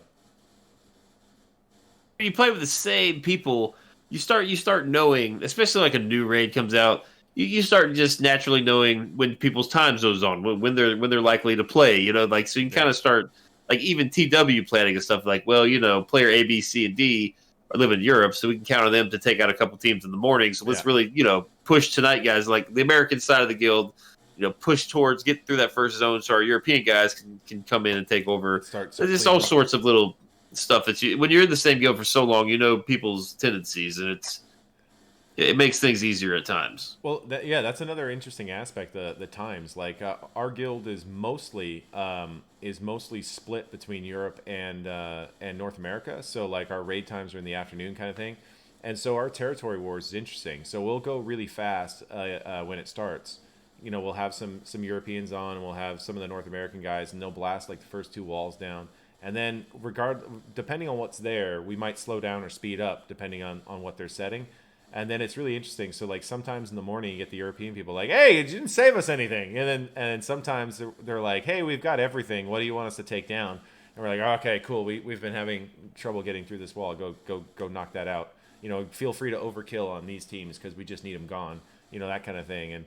And so we get like some really, really cool moves. I mean, we're one of those ones where we have too many Galactic Legends for our GP. And we get all these sandbaggers and we just destroy them. Like it's beautiful. That's pretty cool, actually. Yeah, give sandbaggers teach them a lesson. That's pretty awesome. Yeah, we had one. I think my favorite one is they sandbagged down from like 290 to 250, but they only had like 38 people or something, and they had all of their Galactic Legends, but we had 10 more than them. So like they thought they were being clever. They put all of them on defense, and we just cleared it in like, I don't know, an hour. And then we just worked right through their defense, and they're just they got stuck about halfway through ours because we were sprinkling some GLs all the way through. We're like, all right, let's see, do you have your counters there? Yep. Okay, what about this next wall? Oh, you don't What? My bad. I just realized after all this time, man, I apologize. Like I've been looking the wrong way. It's all right. I've been looking like Shaq's got like a crooked neck. Like I just realized that after all this time. So I'm sorry. It's no worries. Should have tried to turn it. Look, I don't even know how to do it now. Oh shit! I just realized we've been chatting for almost 2 hours. Yeah, no, it's been a good time, man. Yeah. Well, yeah, it was a good time. I'll have to let you go though. I mean, I usually do this about an hour, and I just looked down. It's like 1 hour 57 minutes. It's like, oh wow, okay, we've been just chatting. Hey man, it was a good time, dude. Yeah, it's a good chat. We're gonna have to do this again. Yeah, for sure, man. Yeah, we're gonna try to get you on if our YouTube stream, and also once I get a little, like I mentioned at the beginning of the stream, I'm still kind of new to the Twitch. So once I get a little more acclimated with it, I'm kind of gonna have like an open chat where like guys like yourself, Heinze, Mort, whoever, a list of people that anytime I'm on, if you guys aren't doing, you're more than welcome to join anytime, no matter what I'm doing, sort of thing. So that should be coming in a couple weeks. So I'll send you an invite for that. Perfect. Sure, man. I love watching the stuff you do. I've actually learned a lot. I've got an alt, I'm top 20 right now. Just watching, you kind of progress through Division 2 and Division 1, kind of picking up tips on the way. It's lower, but some of the decisions you made, as you were growing, have helped me. And like I said, I was completely oblivious. I've just lost touch with the new player goes through. So I did try to start an alt and try that. So I've been listening to you and Mort's and a lot of the other guys' advice. It's helped a lot. So thank you. Well, I'm glad to hear that. Yeah. That's actually the reason I made my channel originally, my YouTube channel back in the day, is because I found like Reddit and YouTube and stuff really early. So I was like level 30 or something when I found it. And so I got focused on what I needed to get kind of right out of the gate and, get into a guild that was doing stuff rather than, just faffing about, that kind of thing. And it was an interesting one. So like when I went and I was about to join GAC, like I was used to seeing guys like, Cubs and Arnold and, Urs and stuff like that. And they had all this stuff, they had all this stuff and they were facing all these G12s, like everything was G12. And I'm sitting there like, I have one G12, it was a weird one. Like, so I was like level 83 or something. So literally every single Grand Arena I've ever done is on YouTube. So like my first ever one all the way up to now. Like those are some of the best content creators in the game, but the stuff they've done at the low levels is extremely dated now. Yeah. Like it's just old. I mean, it's 4 years old. Like this is the shit. Yeah. Like they were like when Arnold was in, Arnold and I were in the same guild for many, many, many months and years even. And just like the stuff we encountered probably at, Division 5 and 6 now, like at 2 million GP, there was no 4 times speed. There was no such thing as protection. Like there was no protection bar. Like stuff's so dated. Like Luminara was the meta. Like it's just old. Who do I farm first out of Galactic War? Definitely Luminara. Yeah. At the time, for sure. Now, hell no. I don't even suggest farming her at all. Yeah. Like just use your stuff for shard shop currency. Like I don't know. It's just legit, pretty much. Until you get Cam, there's really no reason for Luminara whatsoever in this game. Zero. And it's funny because even as you were talking about like your development on your alt, I mean now with the hyperdrive bundle and stuff, I mean everything is different. Yeah. Like it's crazy. Like some of the the smaller accounts and stuff. Like I was literally as I was doing like a recruiting thing, I was looking through a guild earlier today that I heard was having some issues with like communication and stuff. So I was like, is there anybody there that I might want to try to grab? And so I started going through their accounts. And I remember at the bottom of their account, they had a guy that was just getting 1 in both fleets. So I was like, I got to go check this guy out because he was only like 2 million GP or something. He had GL Kylo at like 2 mil GP and he had nothing else. Literally, it was a hyperdrive account and it went straight for GL Kylo, got Kylo, and it's just been, crushing arena and stuff like that. I'm looking at it going, God damn, like, could you imagine facing that guy Grand Arena? All he has to do is just put Kylo down, he wins. Like you're not getting through it. Yeah, there's nothing you could possibly do. But it's crazy because I was just thinking about it. What I've actually faced accounts like that before I got Kylo, and I would beat them just every time just because I had teams and they had Kylo. Okay, yeah, in my face. There you go. Yeah. So it was really funny because I remember there was somebody in chat on my stream talking about how they were going to do an alt and they were just going to get Kylo right off the bat and they were never going to lose. And I'm just sitting there going like, well, my next opponent's got Kylo but very little else. I'm going to beat him. So come back and watch.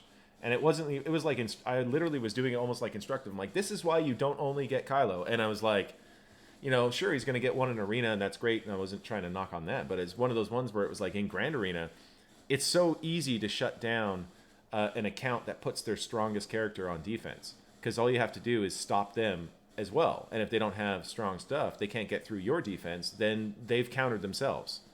Like, so say I put down 2-3 hard teams and they don't have anything to get through any of those, but I can clear the rest of their front wall. Well, they're screwed. They've lost. It was an interesting thing because that's actually literally it was accounts like that made me shift my whole focus in GAC and go to something more like your style where I'm placing a heavy defense, but it's specifically to how that person is going to be attacking. I'm like, well, he doesn't have a team for this, so he's either going to have to use something that's not ideal or he's going to just not get through it. So I'll just set that because of that, and so like that's how I really just developed that defensive heavy strategy, was facing accounts like that when I was coming up through, I think Division 3 is when I started facing Galactic Legends. And it was, I lost my first one and I got really angry because I was like, there's nothing I can do. This is bullshit.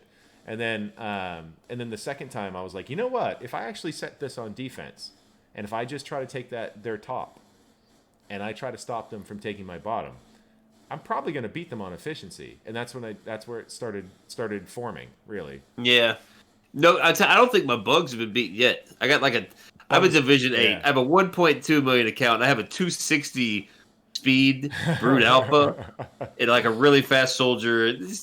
Whatever, normal spy. Just nobody can beat it. Yeah, it just holds every time. I have plenty left for offense.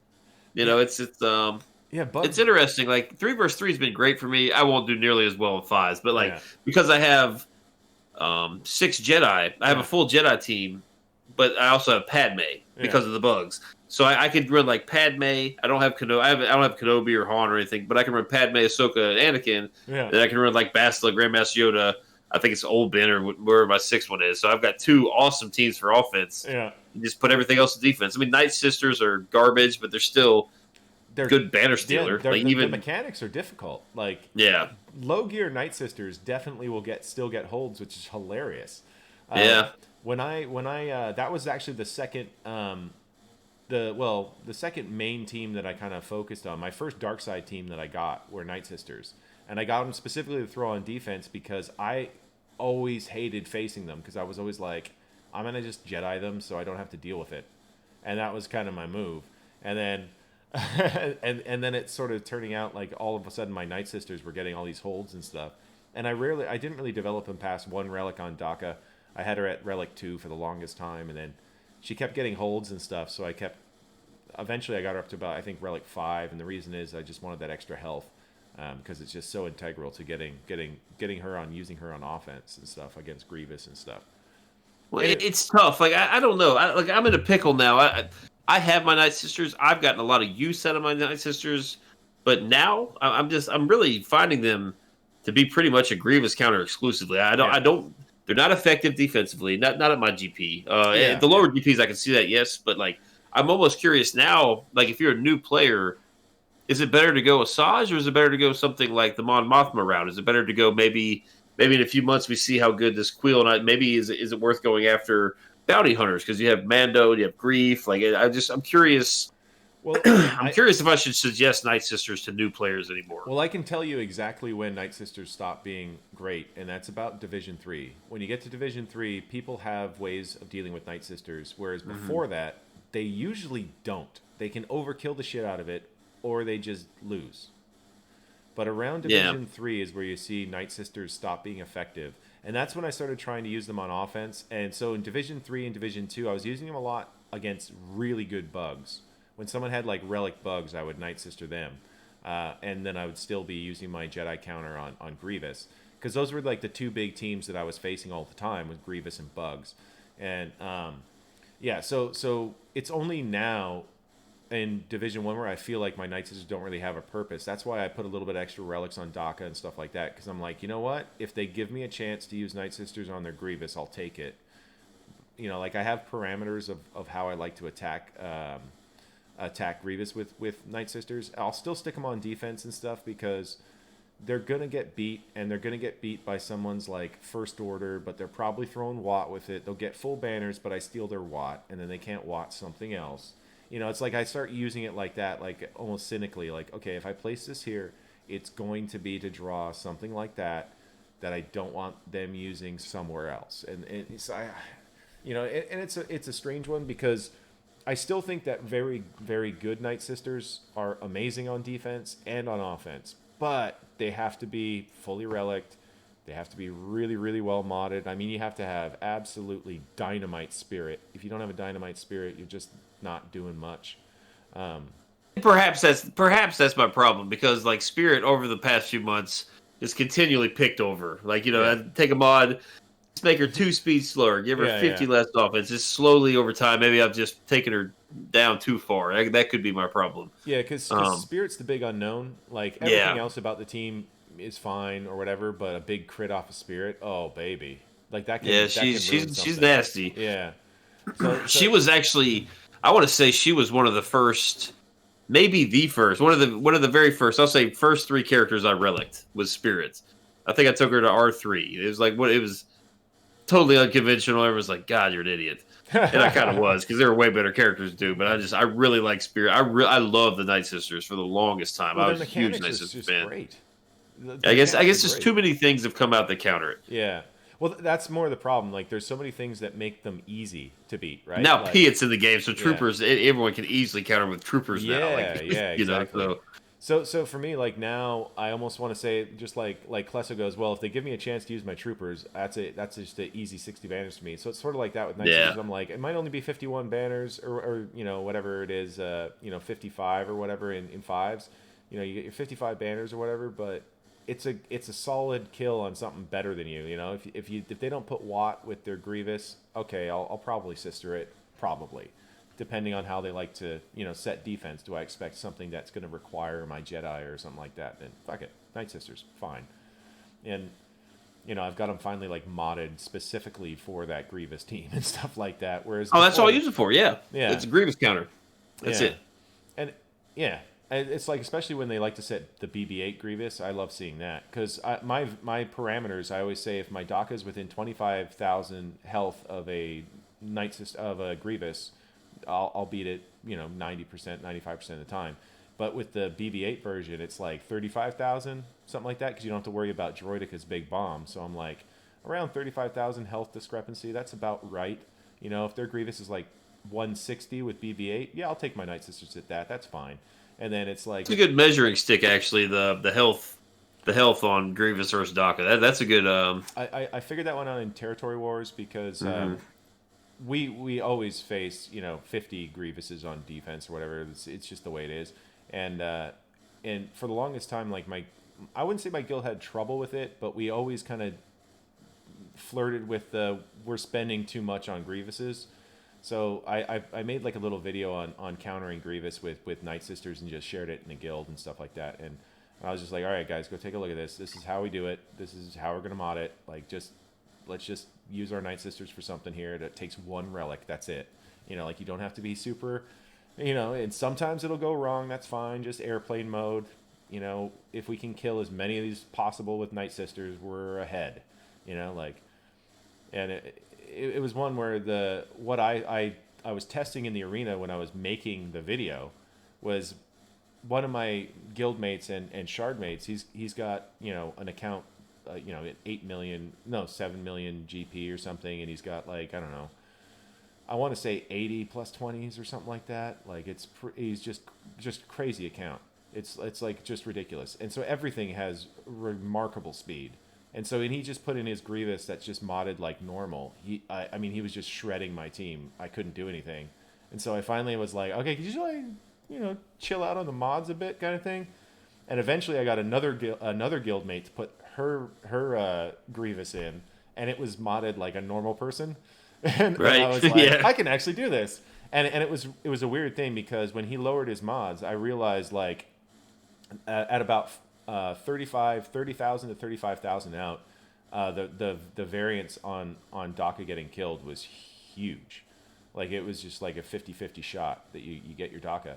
And then when I was going against ones in Territory Wars, I had always kind of opted for something around 140,000 health on the Grievous, so like a good but not great one. And that's it was like at 25,000 health, 95+% of the time, I want to say almost every time, I'm going to take it down. There's the odd time where you get like the Grievous stuns and then Droidica big bombs on DACA, and then it's game over. But bearing that, like, and then with the BB-8 variant, I just by necessity, I had to use my Night Sisters on one to try to clear out a wall because they had an entire wall of the BB-8 variant. So I was like, all right, well, the ones that are left are all above my threshold of what I think is consistent. So I was like, I'll try this, and it went really, really well. And so I was like, okay, well, I'm gonna keep trying that. And so in Territory Wars, I just keep getting to check different Grievous healths and how I go. And so I just try to go for the same kind of health all the time. So it was about 40,000 for the BB-8 variant. It was about 25-ish to 35-ish on the basic. I mean, closer to 25, the better. But yeah, that was how I kind of did it that way. All right, so yeah, I'm gonna take the DACA tip with me and try that. It's a good little tip. It's a good tip. I'm sitting there, just actually jotted that down on my little. A lot of these streamers make, like spreadsheets. They do all this recording data and stuff, and yeah, I don't necessarily do that, but I have started like a little document, like basically like dumb shit not to do again, or like here's some helpful tips, like here's like don't bring a bounty hunter team a boss lead without any debuffs. Yeah. Against crew, like that's something I did on stream the other day. Just a real dipshit bonehead move. It's just like oops. I knew immediately after the third turn. I was like, "Oh shit!" Yeah, like, I don't have any health regen. I don't have any debuffs. It's just like, oh, this is miserable. Yeah, so that was a bad move. But just stuff like that. Like I don't like repeating mistakes, whether it be on stream or in private or whatever. I just don't like doing. For the longest time, what was it? I kept trying to bring up until recently. My bounty hunters were always kind of average. Yeah, and I don't know what it was, but I kept trying to take down these the older school Kira stall teams with him. Yeah. It just would go nowhere, like ever. And I did that 3 or 4 times. And I remember as soon as I started, I was like, oh, you take like 3 turns and realize you're not doing any damage. Like, oh, there we go. Yeah. I did this again. So I started making a little list. Yeah, I started making a little list of things not to repeat. Hopefully that will maybe might give me an extra win every once in a while. So yeah. I mean, that's true. It's true. For when it comes to doing the stupid shit, I never forget it. Like, I don't care how drunk I am. I remember that. Like, I could black out for most of the stream, but still will remember when I did fuck up, and I'll remember why I fucked up. And I'll wake up the next morning and be like, God damn it, I totally forgot about the goddamn TM gain. That's my fault. You know, like one of those things. Or, but when stuff's good though, I won't remember why it worked so well. Sometimes I'll be like, I know this works. I don't know why. Let me think about that. Oh, okay. Well, it's just like if you play poker, you always remember the bad beats. Yeah. You never remember the time where you're like 70% hand held up. Like you don't ever remember that. Where your aces beat kings. Like you don't ever remember those hands. Yeah, because that's just whatever. But you know, it's like it's one of those. It's like when they hit the miracle. You know. Yeah, you lose all your money. Some guy hit like a gutty on the river. You're like, it's like, oh, all right, Lord. You're sitting there like, literally 2 cards in the deck. We're gonna. I guess I'll go home. Yeah. Can't get a ride. I'm broke. Yeah, exactly. Exactly. Can anybody comp me at the salad bar? Yeah. Anyway, man, yeah. So I was saying I was gonna let you go, and then I chatted your ear off for another 20 minutes. Fine, man. This was good. Yeah, I'm glad we got to do this. This was a good time, man. Yeah, this was a good one. So anyway, if you haven't checked out, obviously, Operation Metaverse, then you're weird because they've been doing it for forever. So everybody should have already. But if you haven't, there's going to be a link to them down in the description down below. We're going to do a link to the Operation Metaverse Twitch as well, which is where GOM runs his GAC. So go and check that out. He says he's usually around 10:30ish. 10:30. Yeah, 10:30 is what I shoot for. Sometimes 30 minutes. I if you guys join the Discord, now I'll make posts and stuff. So 10 to 10:30, Monday through Wednesday, is usually when I stream, and then sporadically on the weekends. I haven't, like I said, I've been doing it for like 2 weeks, so I haven't found a time on the weekends that work consistently yet, but we're getting there. Yeah, I was gonna say it sounds almost like Saturday morning is your jam on the weekends. That way you can go second. Really. Well, yeah, that is actually nice, but I'm on Heinz's stream once in a while, and he'll keep you up late. Yeah, yeah. I've seen you there a few times. Yeah, I think I've joined you there at least once. Yeah, get ripped shitty over there until 2:00 in the morning. Well, it's funny because he's drinking beers and talking about like how we're not drinking enough, and meanwhile I'm like, I'm drinking scotch, okay? Like, me and Mo Pills are just chugging bourbon out of a bottle. It's like, what are you talking about? Bud Light, man. Like this some like shitty domestic pilsner he's drinking over there with like 3% alcohol. Yeah, exactly. Ripping brown liquor to the face. Yeah. Yeah, with that in mind, so do come check him out. He should be going before me, so you'll be able to catch both of us on some of those nights, as I usually go around 11. So it can be a quick transition from there to there. And with that in mind, everybody have a good one. Thanks for tuning in. And stay tuned. We're going to have more episodes of Strat Chat coming up in the near future. Have a good one.